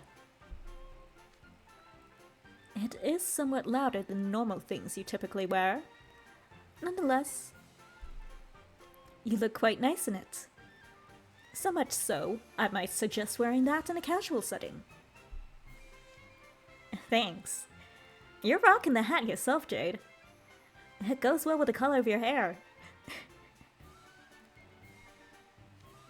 Thank you. Why, yours does too, Floyd. We seem to have matching hats. Me make my, I can't see Floyd's hat.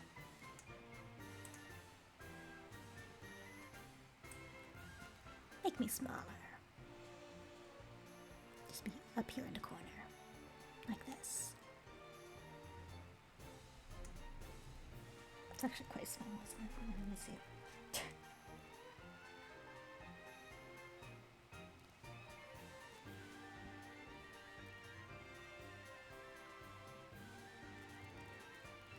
Right, this one.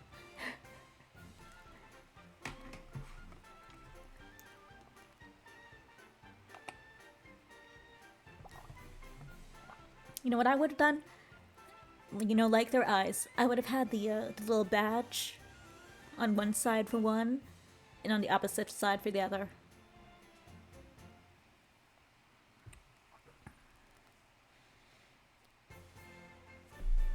Matching hats! Yay! Twinsies! Does that mean I'm complimenting myself? Or someone else? We've got a different color scheme than you, huh, Krabby? Different designs and hats, too. You got red and gold with matching makeup. And that thin-looking thing on your shoulder is super swanky. Well, yeah. Red is a Heartsuit staple. But wait, we're getting way off track. What's the deal here?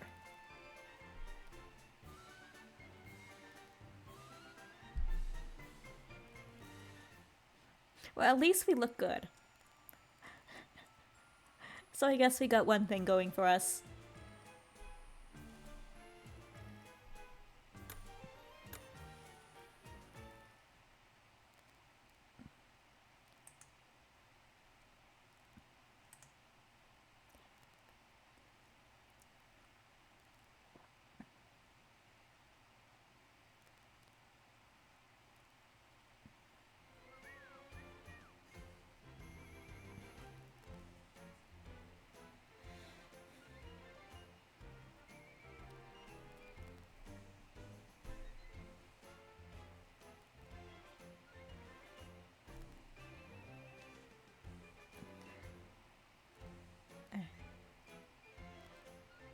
Alright, continue on from last chapter.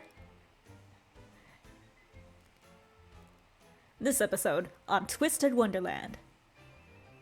Oh yeah, red is a Heartsuit staple. But wait, we're getting way off track here. What's the deal here? Will our hero...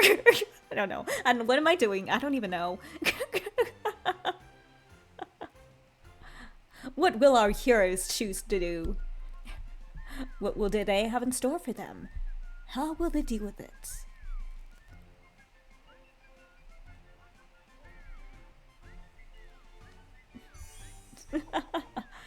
Surprise!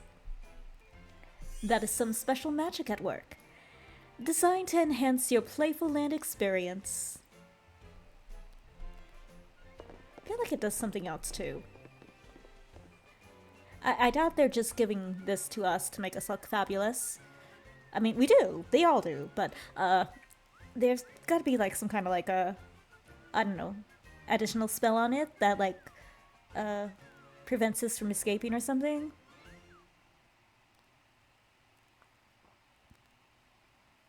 You see, Floyd and Jade are all looking dapper. Mind if I take some pics? Oh. They even sized, decorated, and fitted each suit, each individually. This is some fine attire. That looks so cool. I want to wear it too. It's magic. Like, whose? Yours? Please. You think I could manifest outfits this detailed? Hardly. I'll grant that I can use a wee bit of magic.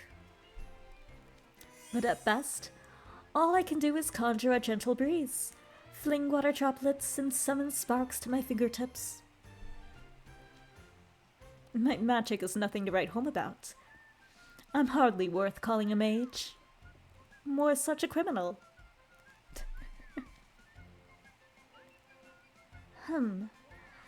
I suppose it's safe to take you at your word with regards to magic. But don't put yourself down over it. Magic proficiency is one of many different traits that make people who they are.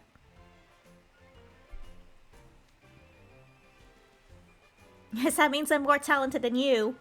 And a way better mage. Grim, that's a little rude. You might want to apologize.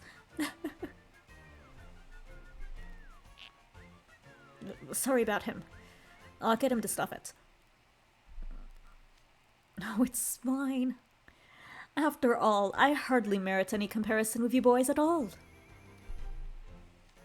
You're all highly valuable students to the prestigious school. Perfect for, captives. They, gonna demand money for us. The words he's saying, it feels like we're going that direction.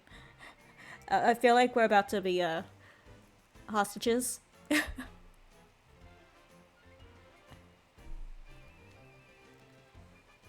Why, trying to compare me to such elites is like trying to compare the grass to clouds. Yep, makes sense to me. But does that mean it's Gino's magic that made the outfits? Oh, Gino isn't even slightly capable of magic.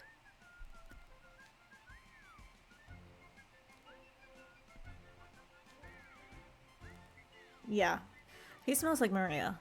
Barely a hint of magic on him. I feel like that's kind of an insult. That kind of feels like an insult. I don't know why, but it just kind of does.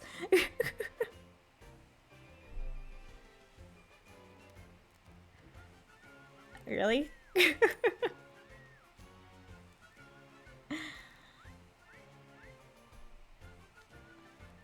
magic that crafted those outfits came from the park itself.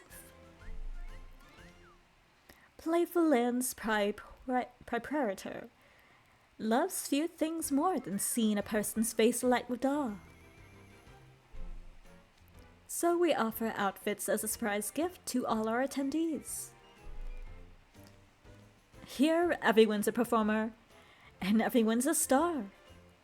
That's the driving philosophy behind the stage outfits. I hope everyone wearing them will make today all the more fun for you. Come along now. Everyone present your tickets. Alright, Sailor Moon transformation scene.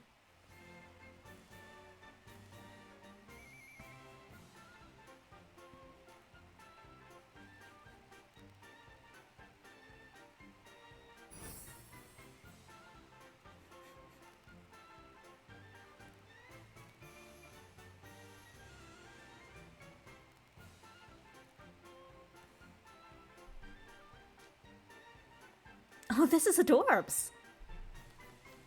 I look like a classic nutcracker doll. This is gonna make my park pick super chemable. Very nice, Cater. The formal uniform look is a very good one for you. Thanks. You look pretty adorbs yourself, Lils. When it comes to frills and tulle, you never fail to dominate the field. So true. Look at this ribbon and the veritable mountain of frills in the back.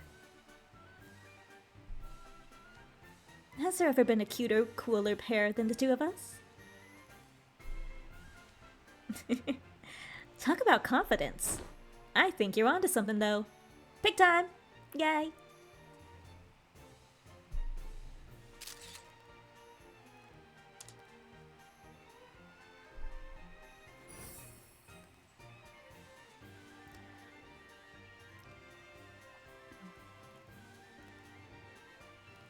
That's a good outfit on him. For some reason, overalls suit him. The, strap things.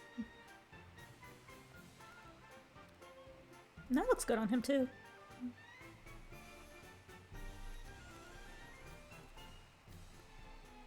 This getup is ridiculous. Isn't this way too overboard for some lousy amusement park? But he looks so good in it. I hope you don't think the same of mine. I couldn't bear to wear it if you did. Like you meant a word about. You look like a very endearing, well-mannered young boy. It suits you, Clover. Cut it out. You know, Leona, you look really put together when you're wearing a jacket with a high collar. You wear that hat and jacket well. It gives off a classy feel. Maybe you ought to consider dressing like this all the time.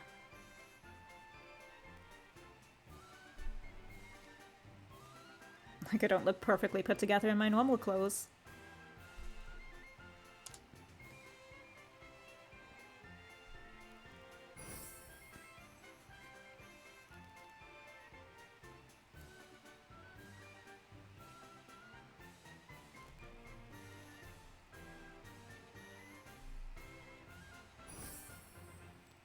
What's with the, like, the string? The strap? I guess for a... just... visual.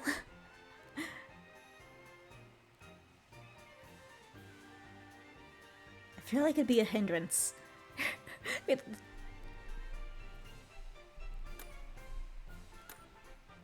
It's like connected to his back.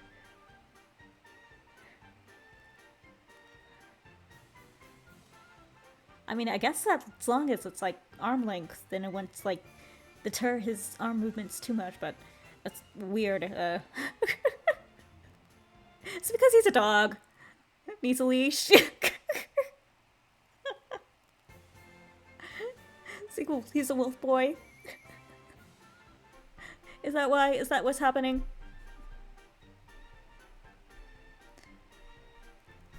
Mirror! Yes, right away. Gino, bring out a mirror.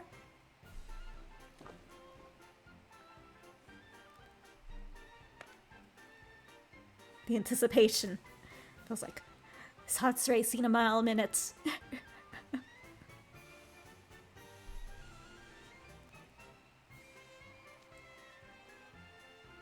I was absolutely quite cross at you putting Vil Schoenheit in tacky clothes. But I suppose it passes muster. The sleeves of this traditional marching jacket are adorned with cord embroidery that lend it a playful feel. And the area around the waist has some extra volume evocative of a dress skirt. Evocative? Yeah. The tulle interwoven shading is a fantasy-esque detail befitting an illusionary amusement park. I have no idea what you're saying, but I think it's a gorgeous look that's still very you. Kind of same page. Not really sure of the terms, but look good.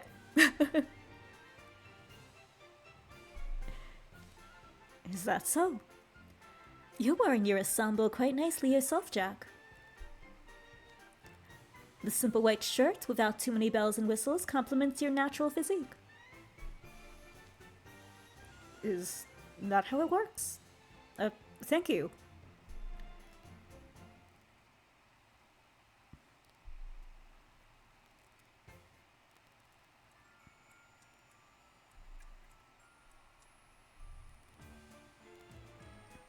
Alright, 2 chapters left for this book. Alright, chapter 15.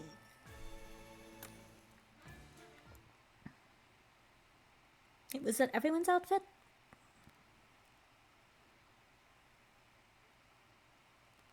I think so. Wait, did Grim not get an outfit?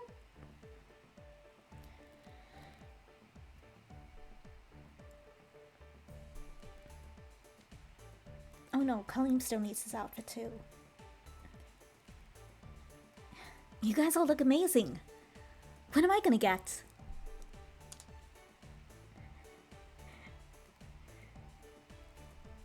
It's almost like rolling for a gacha game.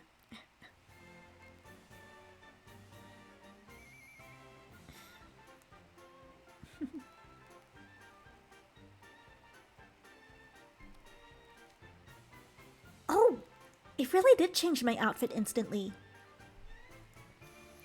What do you guys think? Does it look good? Goodness gracious, Colleen, it looks exquisite. Bright yellow is totally on brand for a guy as sunny as you. Those puffy sleeves remind me of an aristocrat in the days of yore. It's a fine look on you, Colleen. Really? Good to hear. Oh, I've even got flashy red pants. I love bright, loud colors. This is great. I think our pop music club trio looks super cannibal on stage with our different colors. What do you guys think? I agree. You all look quite distinctive, like a group of celebrities. You are more dazzling than any pop star I've ever seen. Today's stage show is bound to draw everyone's eye in the park. Nice. This feels a little stiff and heavy, but I guess that's how stage costumes are, huh? Just watch. I'll light up the stage with my sweeping dance moves. Stiff and heavy? I've never heard anyone say that about them before. Colleen typically wears nothing but the attire of the highest quality. Made from the most fastidiously chosen materials. Fastidiously? This is simply something different from what he considers normal. We're all quite happy with our gifts, rest assured.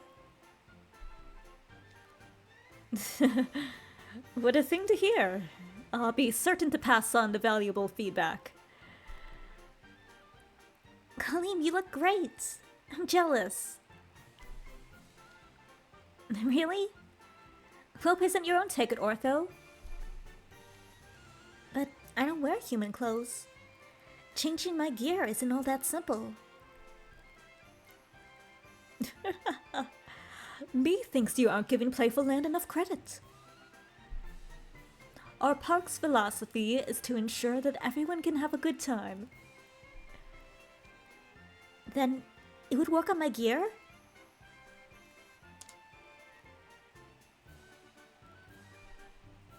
Yes. What will Ortho get?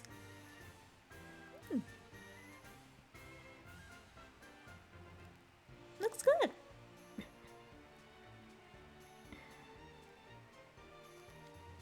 Wow, my gear really changed.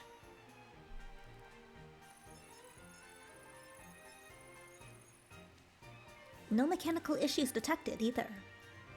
Is this still functionally my youth school uniform gear? With exterior altered?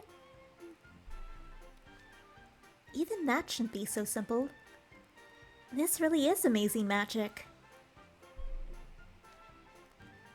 Do you like it? I think it's made you look even more charming than before, and even more like a star. My Ortho, you give off a different air entirely now. It's lovely. Yeah. It's like the hat and the shoulder bit really stand out, and the chest thing is like jelly. It's neat. You call those compliments. Can't you just use a single actual fashion term? We don't all know these terms, okay?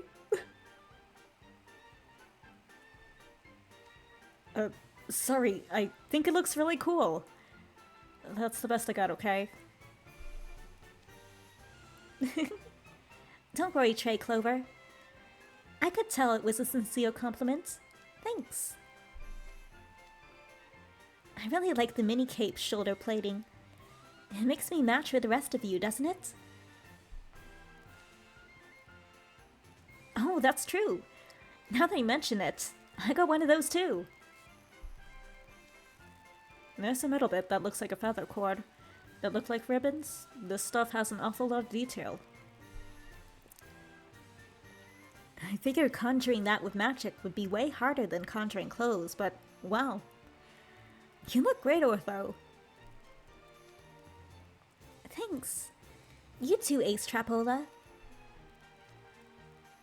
You look different than usual. Very grounded and mature. It's exciting to see this side of you. Different than usual? Excuse me. I'll have you know I'm always grounded and mature. Who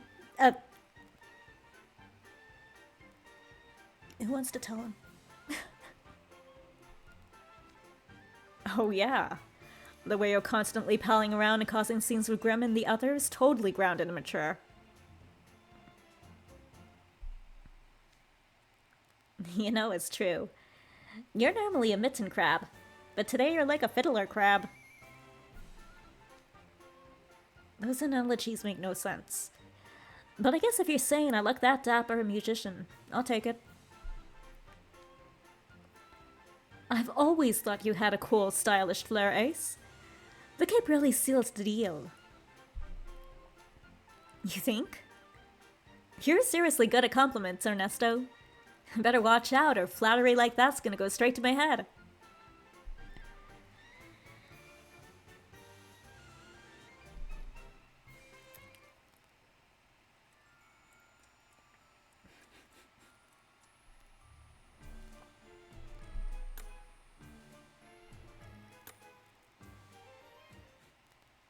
But they all do look good. The costumes are cool. I haven't decided which costume is my favorite, but...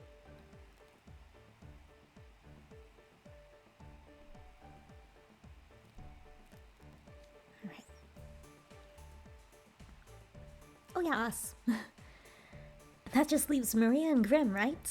Come on, I want to see those outfits. Well, with that kind of build-up, guess I gotta give the fans what they want. Come on, Maria. I hope it looks good.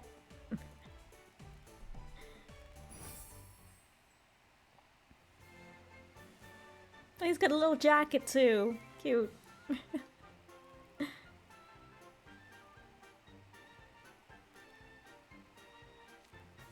How's this?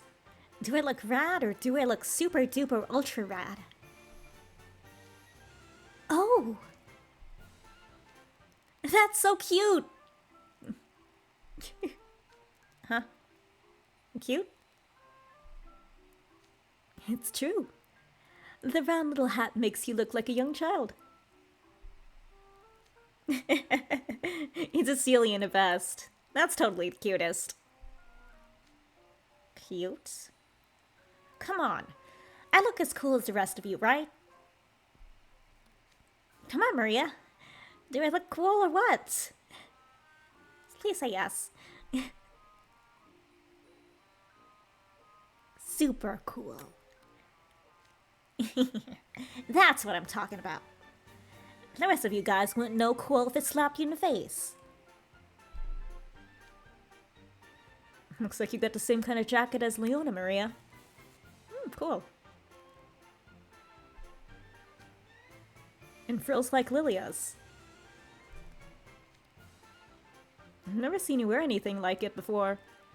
I have to say, it's nice. Oh, thank you. You look great, Maria. I better take lots of pictures. I would hate to squander the chance. Oh, yes. With this many stars all assembled together, what would you say to a group photo? There's a plaza just past the entrance. It would be a perfect spot for picture taking. Oh, great idea. Let's head there now, then. Oh, and before I forget, your validated tickets are proof that you're a legitimate park visitor. You'll need them to go on any rides, so make sure not to lose them over the course of the day. Okay, got it. Loses it immediately.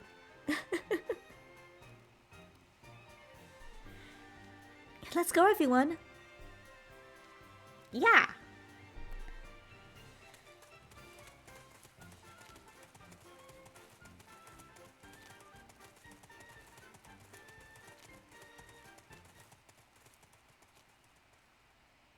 Uh-oh.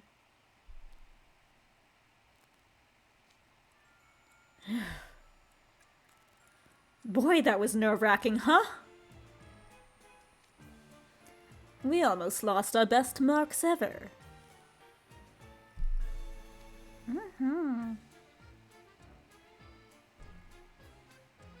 Kids these days are so annoyingly canny. There's no working with skeptics. Still, once we cast them into Playful Land, the rest should be cake.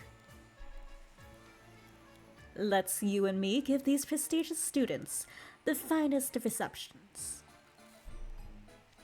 After all, this will be the last fun memory they'll have.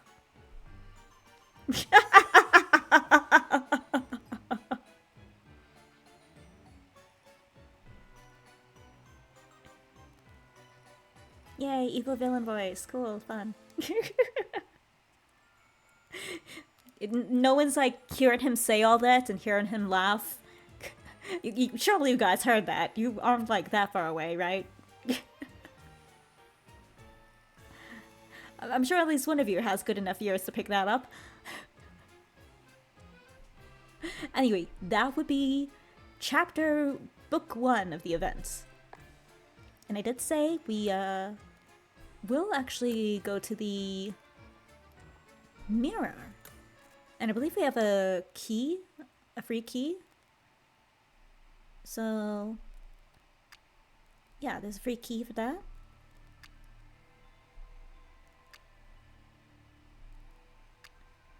Okay, so yeah, this thing.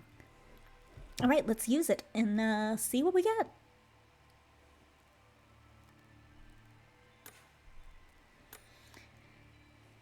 Alright, let's hope for something good.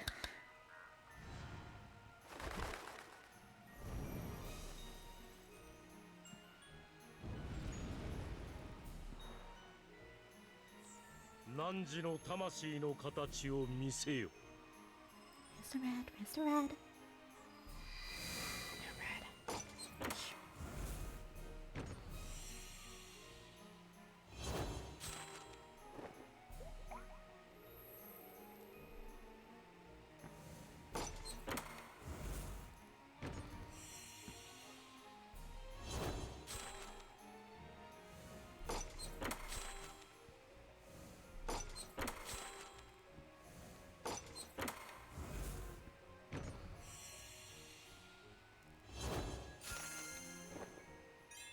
Alright, so we get the bill.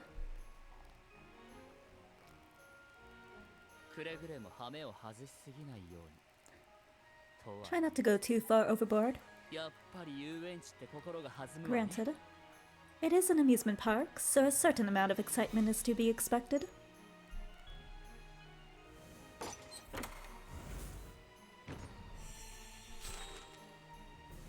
Not gonna lie, I was hoping for an SSR card.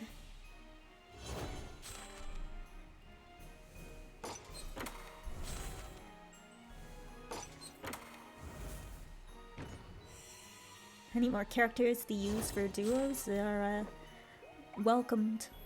Well welcomed.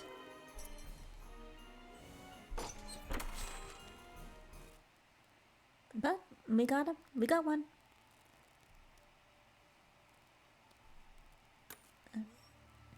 So yeah, that was our free little key. So I probably won't be using any gems or keys for the event.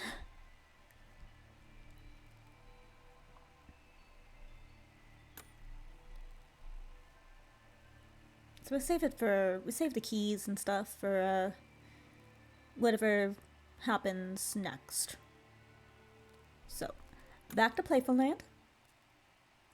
Book 2.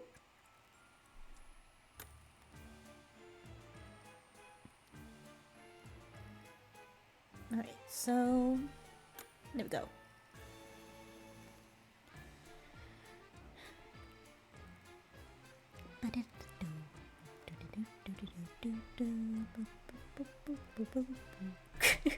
Sorry.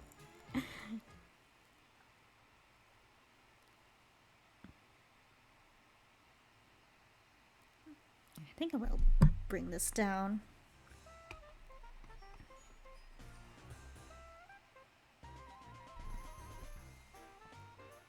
And do this like this or something.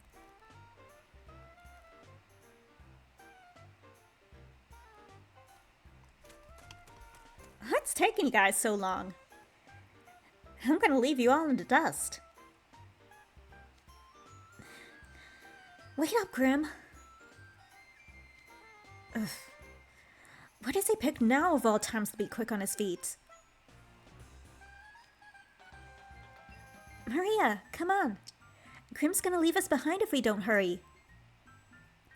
Playful Land, the illusionary amusement park. I can't wait to see what it has in store.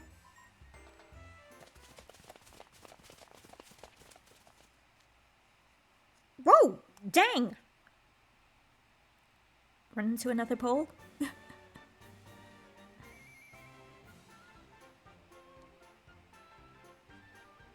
Oh, it's got the fox from the movie, the Pinocchio. Yeah.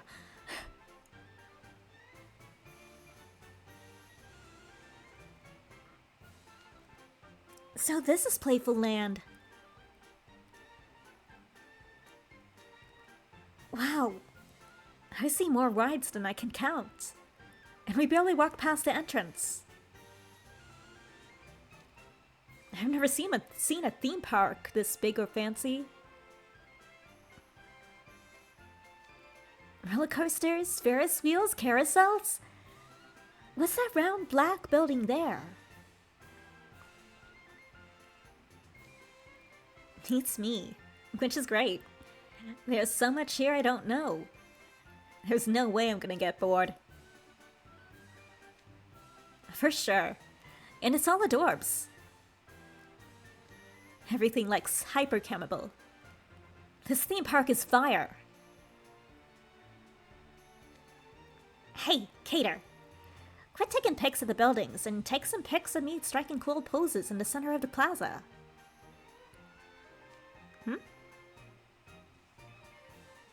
What? What's to do with that fox and cat statue? They're right in the middle of the plaza. I'm standing in front of them and they're still drawing more attention than me. That's this issue? Ah, let me introduce you to the friendly fox and the gentle cat. They're Playful Land's mascots.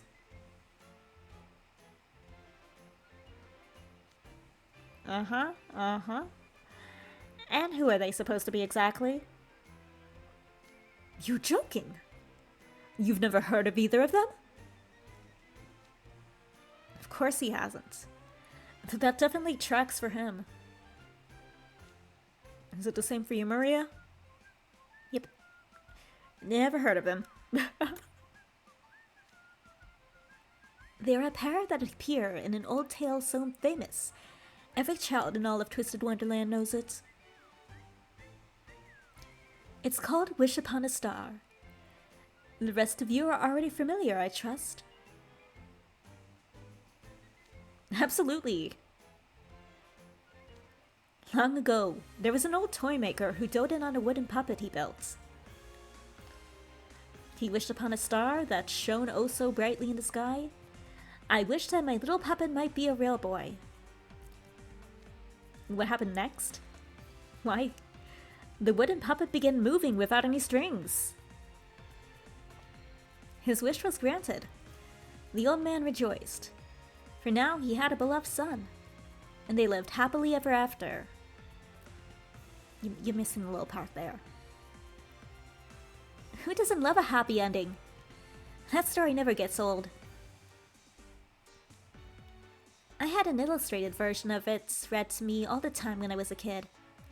The adventures they went on was so exciting. It was my favorite. I heard a bunch of them growing up too. That's a classic bedtime story when you're a kid, huh? Definitely. It's so big, even Night Raven College holds a yearly star sending ceremony based on it. I was gonna say, there's the Once Upon a Time event, or Wish on a Star event.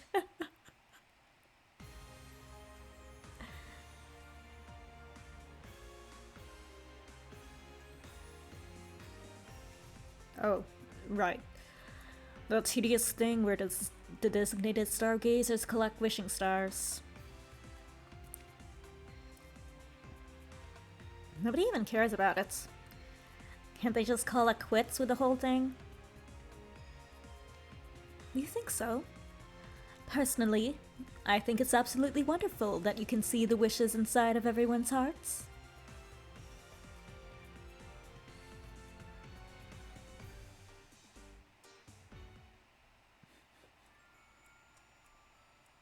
I have nothing against the star sending event. I think it's a great idea.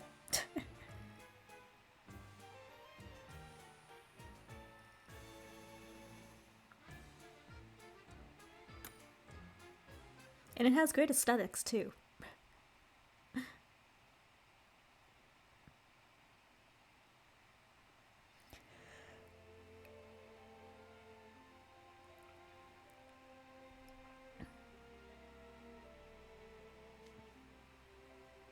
The way the story goes, the wooden puppet didn't simply move without strings. In the end, he became a real boy. I'm a real boy now. After his grand adventures, he completed a star-given mission, and a miracle happened. He had to complete a mission? It sounds like it must have been a tough. For some people, it might have been. To become a real boy, the wooden puppet was told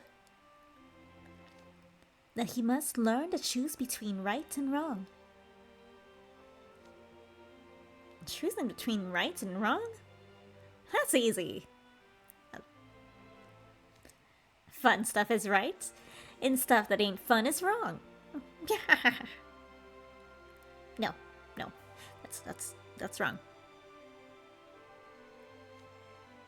That wouldn't pass the Bright Star's standards.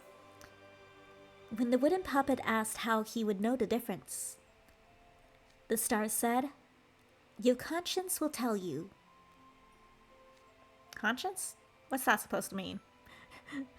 Conscience, I don't know what that is. I don't have one. You're joking. Who knows?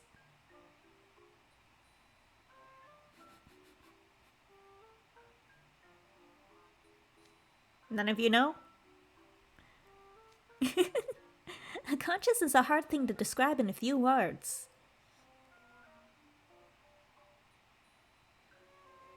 Isn't it just a thing that's in your brain that, like, tells you right from wrong? That's the easiest way I can say to describe it.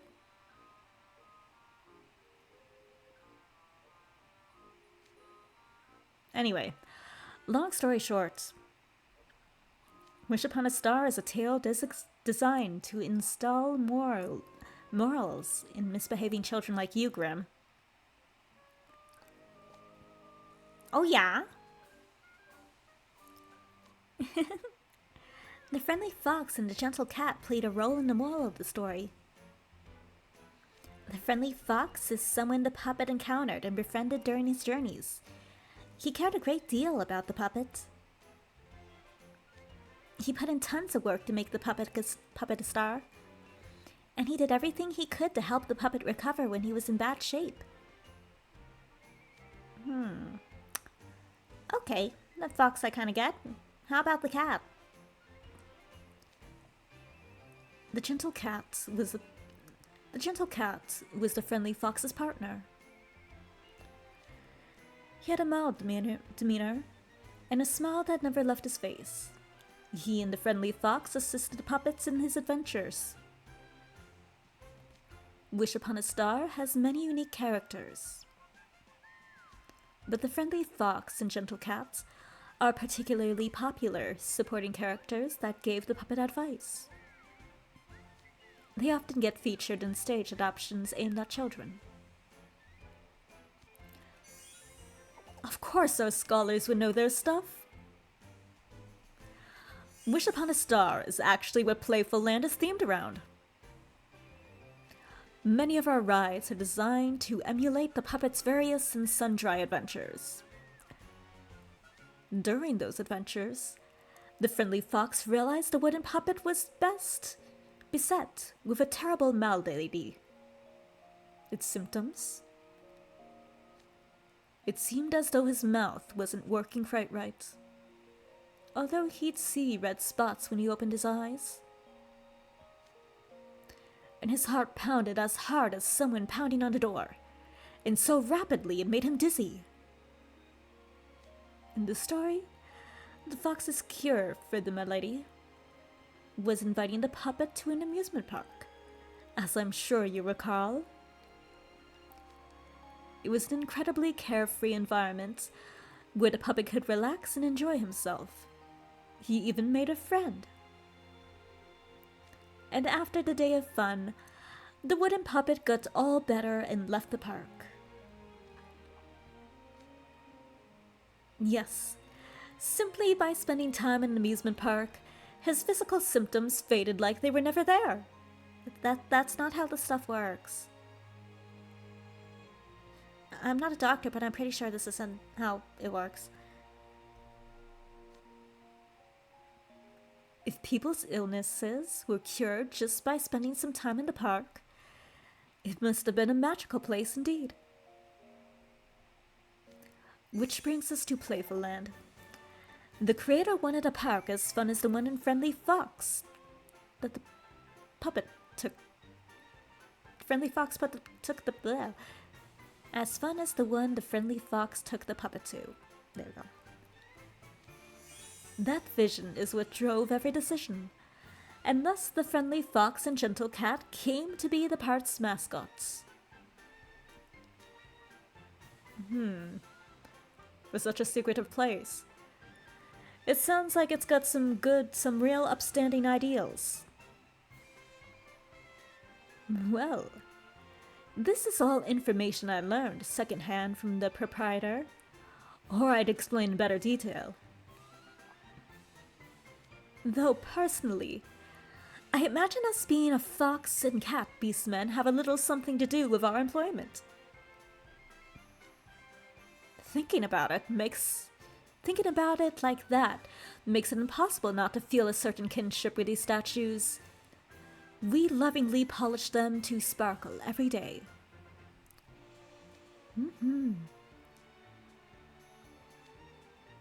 The wooden puppet went on a lot of different adventures, right? What kind of attractions do you have here in the park? Also, do you have like a pamphlet or something? They usually have those. Can we have one? You'll just have to see for yourself. Why spoil the fun? Ah, thank you. Finally. Here, have some maps. You'll need them with how big the park is. I suggest you pick out where you want to go and plot your route carefully. You wouldn't want to get lost.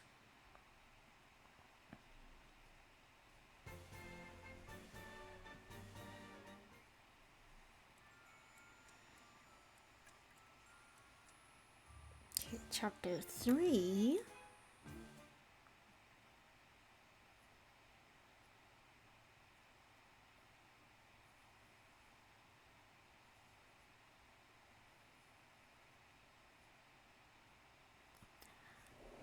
Loading.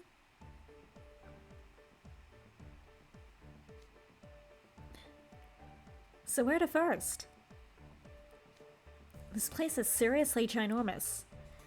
There's no way we can even cover everything here in one day. It's just like Disneyland, I guess. Or Disney World, either or.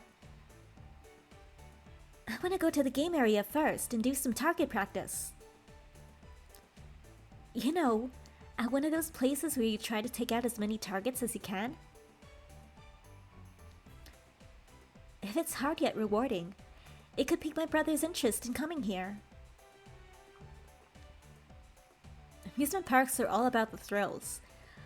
Roller coasters are a safe bet. Rail Escape looks pretty rad. Not to mention it's a really long ride. Roller coasters are cool and all, but oops. Like to do something else? No. These little photos in the map make it look like everyone's really walking underwater. Isn't it absolutely gorgeous? I've never heard of an attraction like that at any amusement park I've been to. It's got me curious. I want to start with some food! You're nothing if not true to your brand, aren't you, Grimmy? Yep. I ain't even had breakfast today. I want some food in my stomach before I start with the fun and games. Fair enough, fair enough.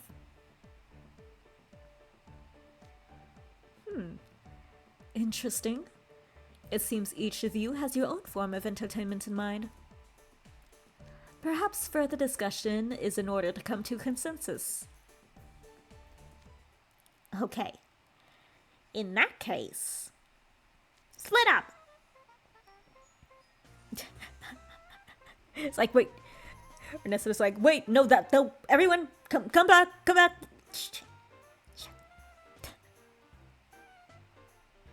Split up? What, you're actually splitting up? It's quite an odd choice. Doing everything as a big group sounds like a one-way trip to Boresville. We came here to have fun. Where's the fun in passing up on where you want to do when just following the herd? Is that your logic? Goodness, you students are more casual about this than I was expecting. But if everyone tries to go off on their own, that defeats the purpose of us having us as their chaperones. You're gonna have to go into groups and have one in each.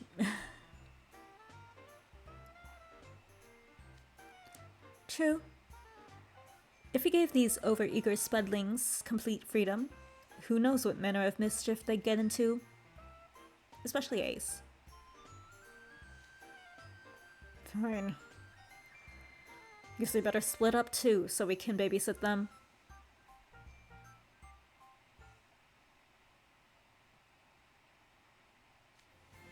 Alright, that settles the groups. Our group will head to the game area first.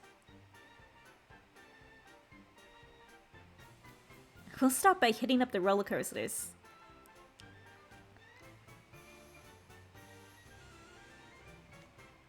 We'll visit the seafloor stroll and other stuff around it. Oh, I'm getting so excited! Look at you getting all giddy. You're supposed to be a house warden too, but you don't got a care in the world, huh? It's sometimes easy to forget that Colleen is supposed to be a house warden.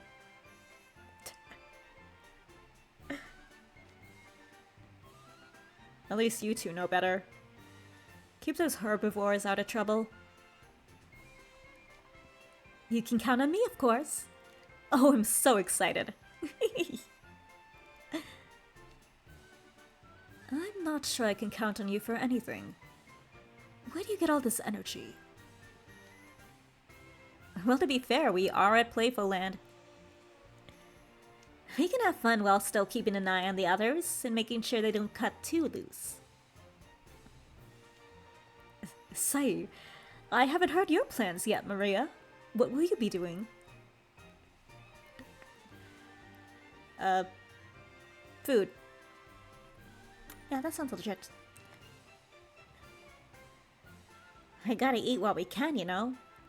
Unlike the rest of you guys, we take that seriously. We do. We do take food seriously here. Will you two be going off on your own? Oh, I get it. You're worried about Maria, right? Don't worry. I'll keep a close eye out. Actually more worried about you, Grim. You want to get in lots of fun and games, too. We'll meet up with whoever's in the area once we had our fill. The game area is pretty close by. You're welcome to join us if you'd like. I'll be making the rounds in the park. If I happen to run into any of you, I'd be happy to show you around.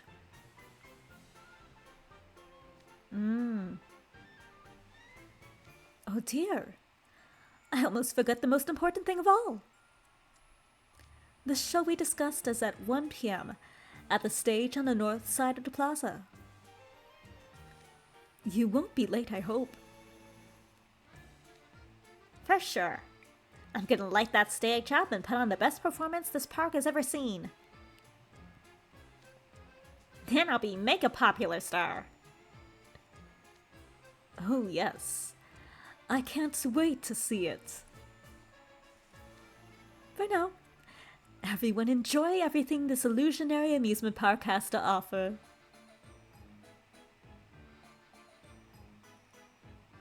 So it is fake!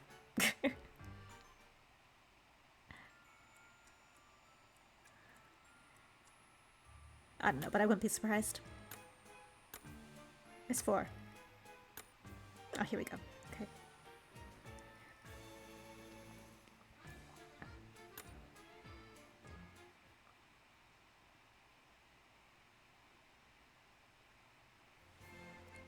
This is not something.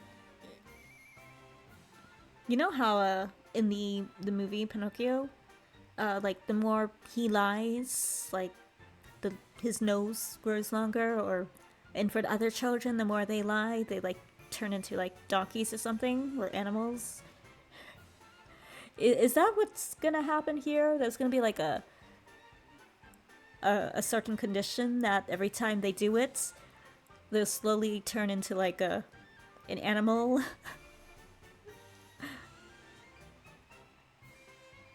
So, I guess the beastmen are more in danger because they turn into animals faster, if that is the route they're going. So, everyone's a beast man.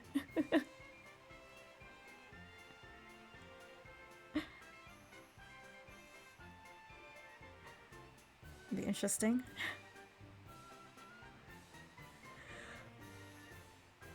Oh, excuse me.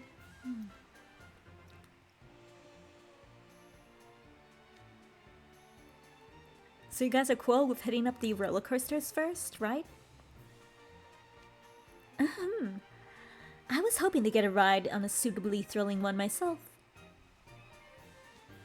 Same. Huge same. Your top pick was Whale Escape, right? It looks like that's the biggest roller coaster in the park. We definitely gotta make sure to ride the main attraction. I'll go wherever you guys want to go. They all look like a blast. Looks like the roller coasters are at the edge of the park, according to the map.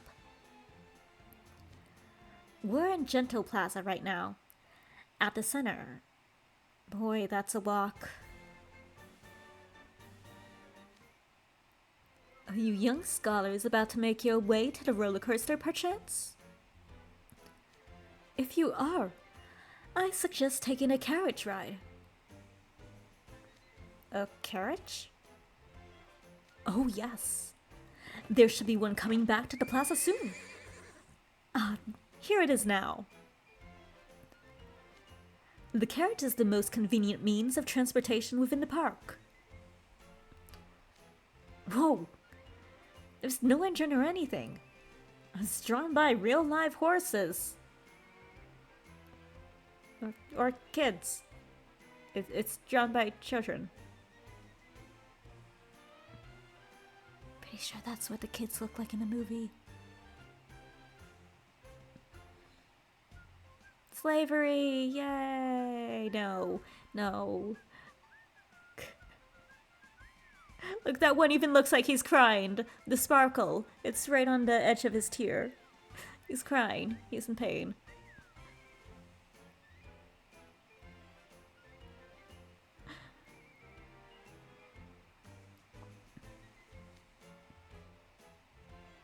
Are horses this small? I feel like the ones in school stable are taller. So either they're not horses, obviously, or they're miniature ponies.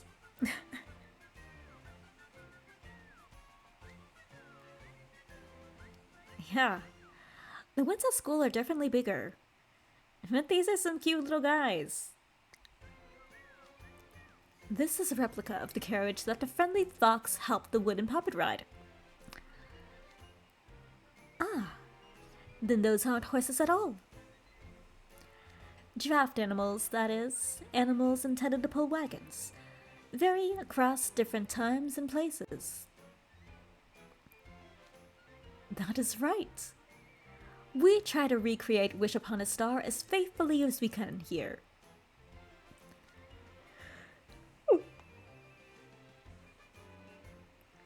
Including the parts where the wooden puppets shared a carriage ride to the park with a merry band. Oh, how exciting he must have been! I'm sure all of you will experience the same anticipation as you make your way to the Whale Escape. Sounds good to me. Not to mention convenience. Let's hop aboard. Ah, it seems you're its only passengers. Would you mind if we joined you? I could show you a more Playful Land sights on the ride. More Playful Land sights. Go for it. Welcome aboard.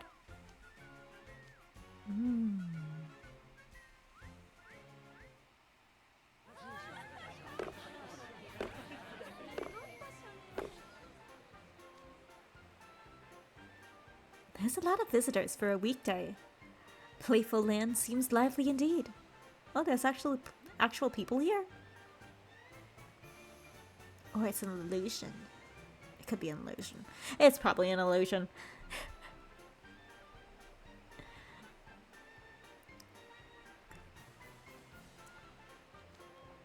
It certainly is. And we have everyone from Sage's Island and the surrounding areas to thank.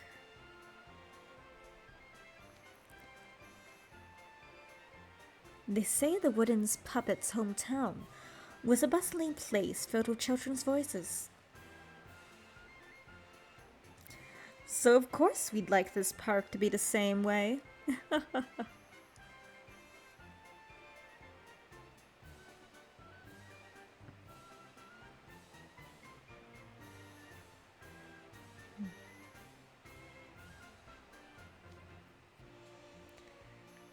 I see food and merch everywhere. Not to mention stalls handing out balloons. It's fun just looking at it all.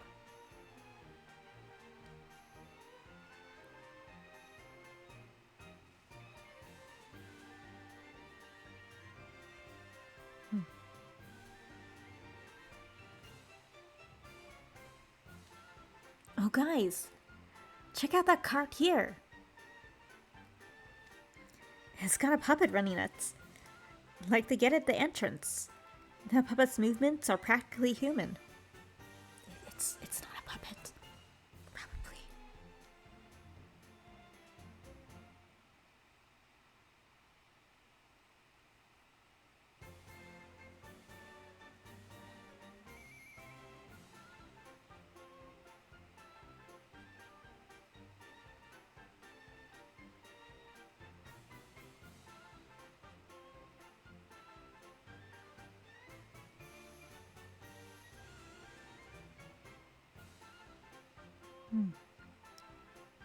Sorry, starting to get tired.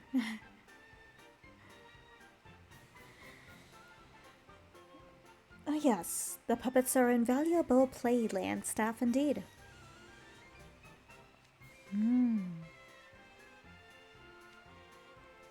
And here we have... Excuse me, there, you there. I'll take 4, please. Huh? You're leaning out of the carriage now? What are you getting? Here you go. A gift for each of you. What's this? A foxtail?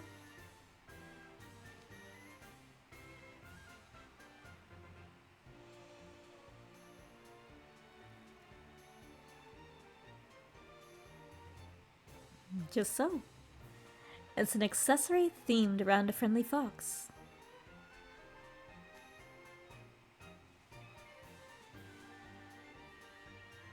You can hang it from your waist or wrap it around your neck. I hope having matching accessories will enhance your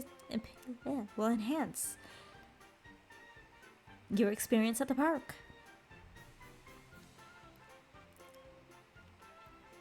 The cat's tail is orange, with a white tip. It's soft and pretty hard, or pretty big. Oh, this is nice. Having matching items totally ups our group's cohesion for better accountability. Thanks a ton, Mr. Foulworth.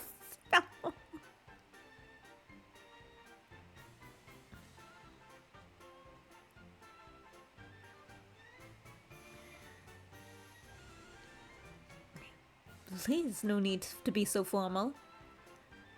Just call me Ernesto. Way easier, right?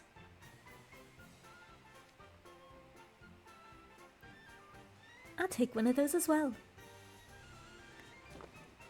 Give it a quick wrap around my neck, and there.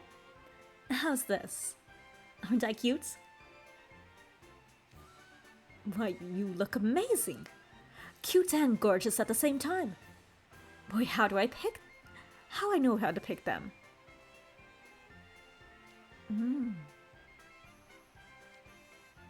I use mine as a cell phone strap. It'll make using my phone all the more easier. Or impactful. Sure will. I think I'll wrap mine around my wrist. You should show it off nicely, since I'm always moving my hands.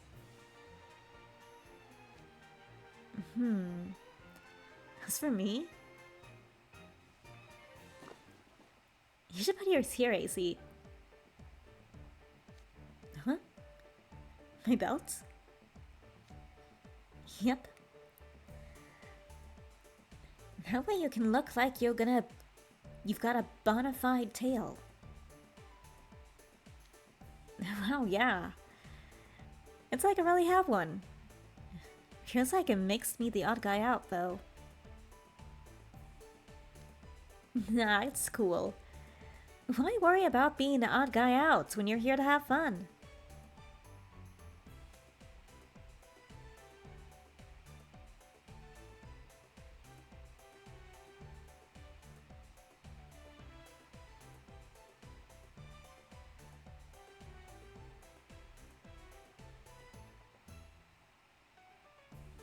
Besides, it's totally adorbs.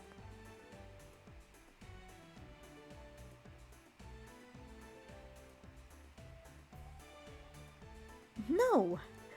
I've been outcuted! Alas and alack.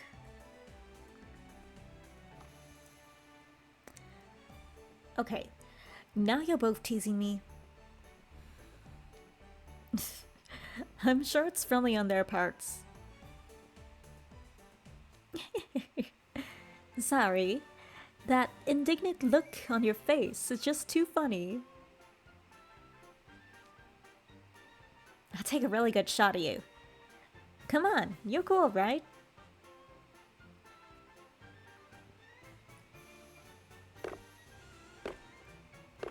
I believe we should be coming up on the whale escape now.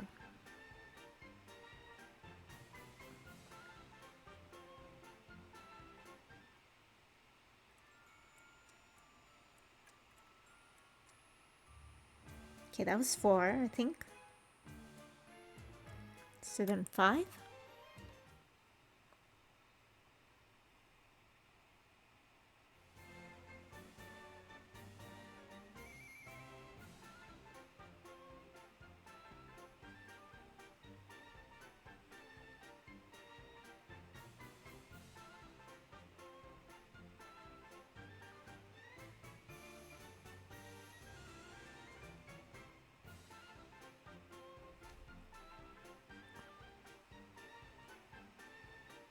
Oh man, the roller coaster over there is even bigger up close.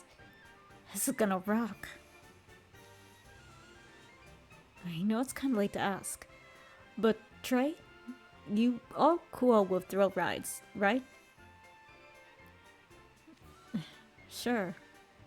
I've been on my fair share of them on family park trips.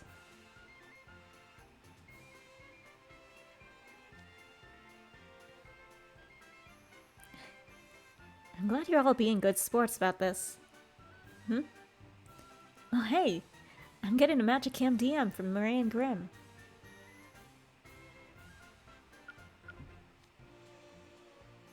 They're headed over to meet with us, and they want to join us for a free ride. Oh, nice.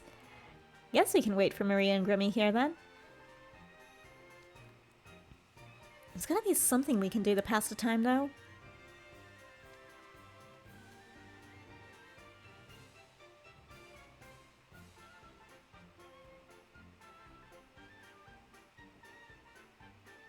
Oh, I know.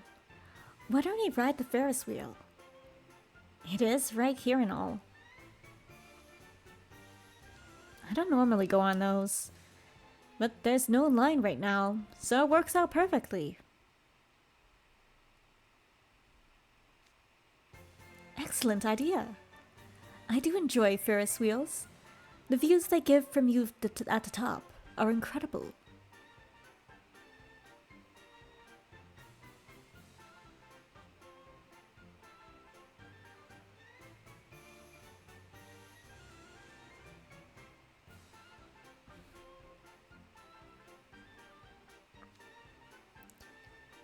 It looks like the gondolas fit up to 6.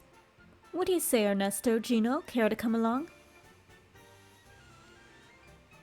Are you sure we won't be intruding? Of course I am. Why, this is a better chance for us to get to know each other. Then I suppose we could join you. Are you okay with that, Gino?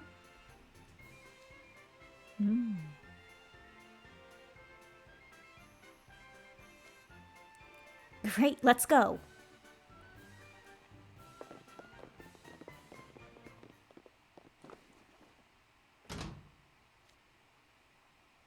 Enjoy your time on Catch a Star. The ride that takes you up so high you could pluck one of those twinkling lights right out of the sky.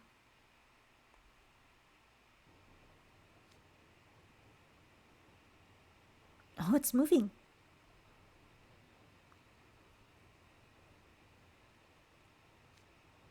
Dude, this view is amazing. can see over the ocean from my seat. What a way to remind me this is all on a ship. Let me see. Oh, you're right. The ship reflecting off the water is dazzling at the time of the morning. Come to think of it, wasn't there a part in Wish Upon a Star about a voyage at sea? Yeah, there was. The hero embarked on a whole journey and even went into a whale's stomach to find the old toy maker. And the puppet goes to rescue him when he's stuck inside the whale with no food, right? Yeah, that's it. When I first heard the story as a kid, I remember wondering, wouldn't he end up getting digested way before he had to worry about starving?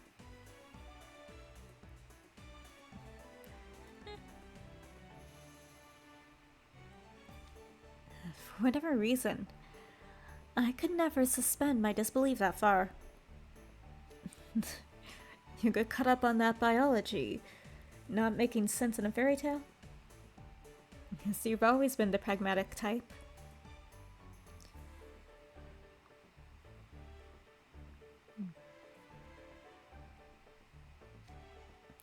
Children pick up on the oddest details to fixate on. Hey AC, wanna swap seats with me? I'm sure the ocean's gorgeous, but my side's got a great view of Playful Land.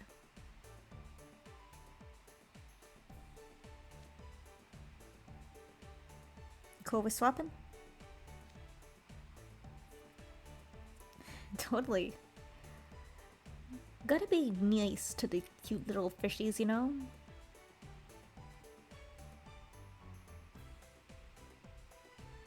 After this chapter, I might end. Feeling kind of sleepy. Woke up early. Totally. Gotta be nice to the cute little freshies, you know? Thanks.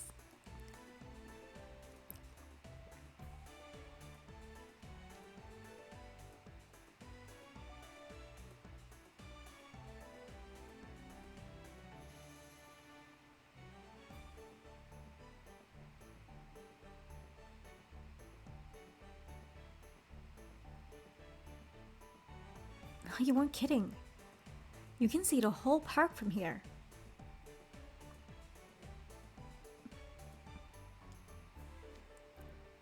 Oh, this is cool.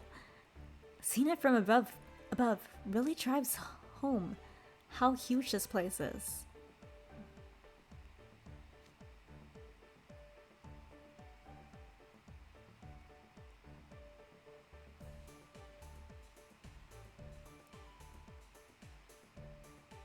It might even be as big as Night Raven College campus. Come on, that's exaggerating. No way it's actually that big.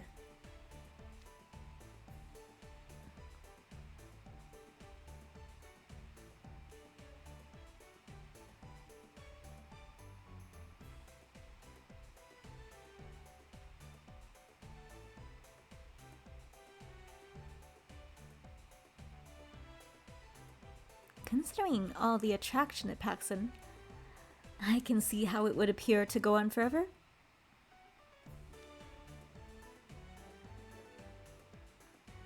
Okay, so that's Gentle Plaza in the center. What's with the big rooftop over the left?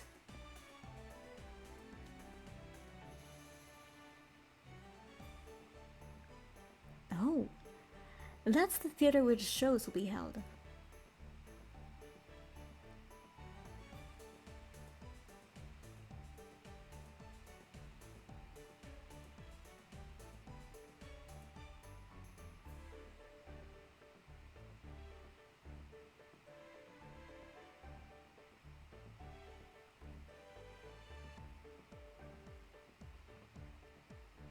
Oh, that's the theater where the shows are held.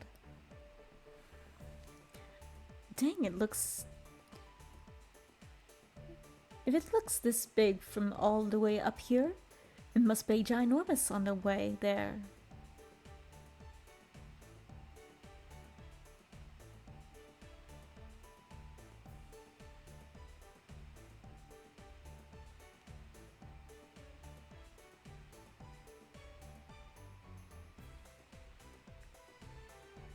Dang.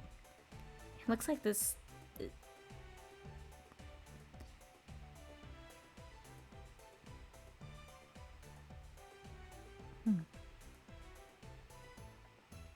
Looks like... If it looks like this big from all the way up here, it must be ginormous on the ground.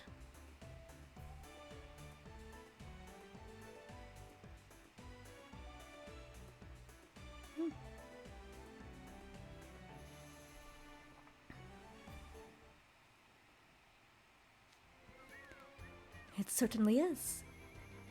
It's a place where stars are born, so it has to be suitably guarded. And up past that? Is it because the gondola's getting lower? I can't see the port past the wall at all. It sucks to be me.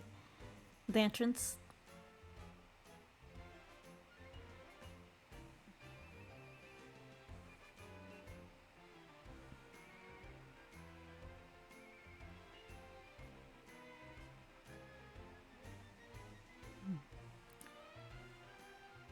It's should be an entrance too. But the walls surrounding the park are really high, huh? They are, yes. Playful Land is a giant ship in the water. So as you migrate seasonally, it goes through its fair shares of storms.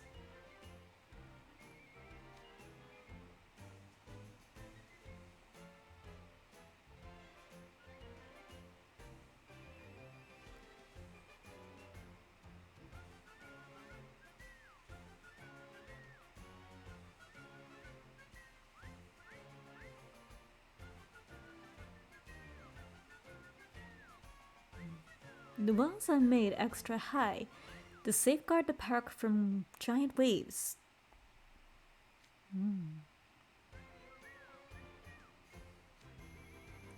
The phrase traveling park makes it sound pretty convenient, but I guess maintaining it can't be all that easy. Just so. This is why it's a point of pride for us, that this park is one of a kind.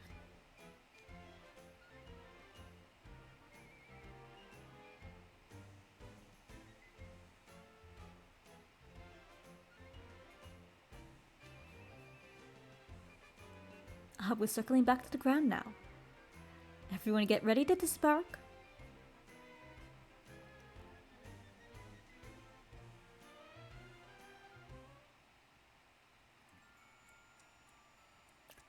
Oops, I think I missed something.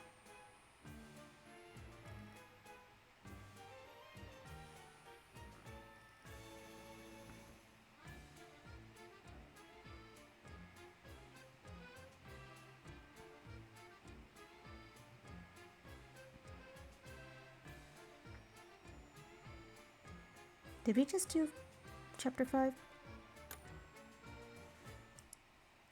Hold up.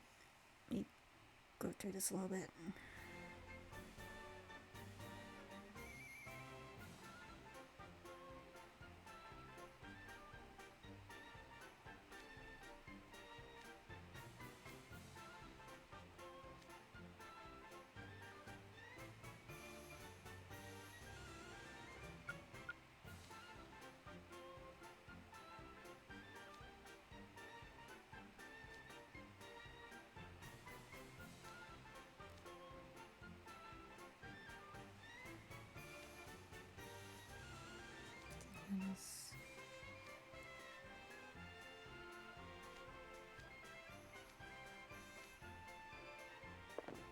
Is this the same one or is this a new one?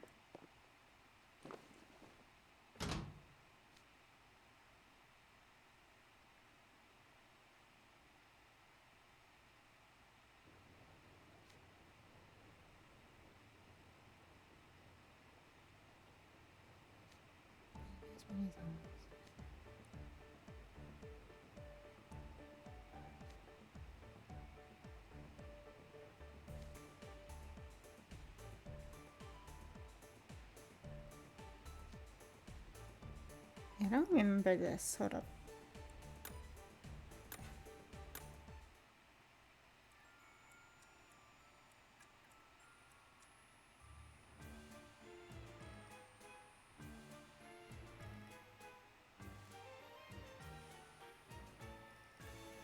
So then was the one we did 4?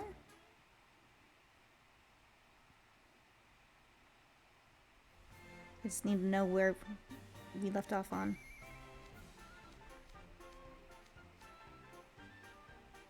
Okay, so yeah.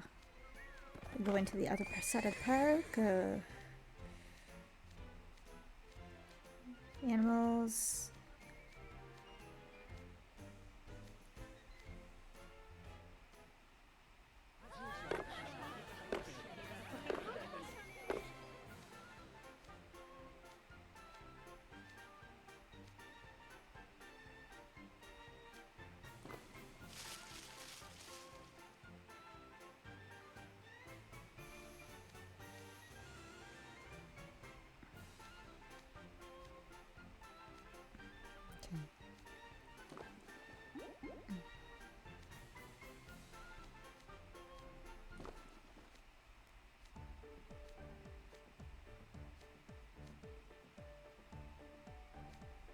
Yeah, we read this one.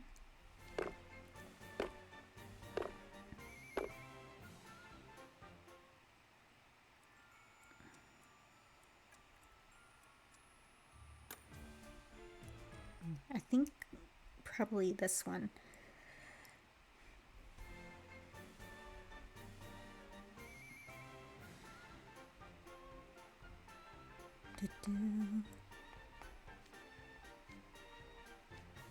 Yeah, we'll just do this chapter again when we continue.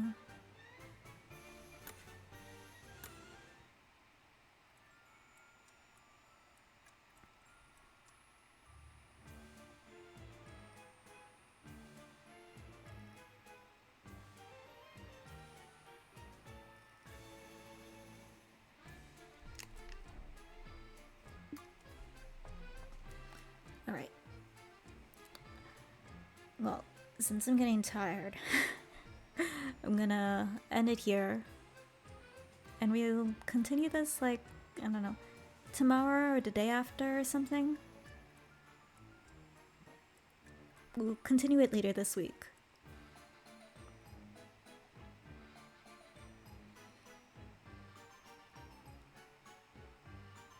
So, yeah. So yeah, we'll continue playing later this week. I'll say we left off at chapter 5. So we'll do chapter 5 again. And then go from there. Yes. Brain's Brain's like, okay, sleep time. But yeah. There we go. That was some more of the Playful Land Event. It's still amazing me how Leona actually acted like an adult figure. A responsible adult figure. It's crazy.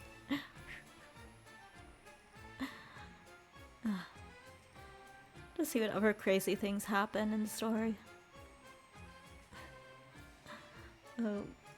We'll figure that out on one of the next streams or upcoming, or I don't know.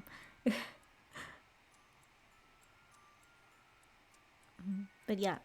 Anyway, yeah. Thanks for stopping by and watching, or even watching the VOD.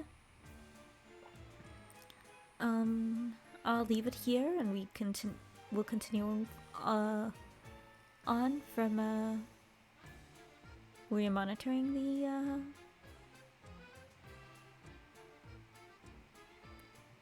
I don't know.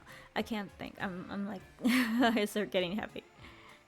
But yeah, hope you all enjoyed. Hope to see you again. And, you know, stay safe out there and don't, like, don't fall victim to a, owner of an amusement park. Or something. I don't know. Be smart. That's my advice. Anyway. Yeah. Have a good day, night, evening, morning, or whatever time it is. And I hope to see you again. Alright. Bye.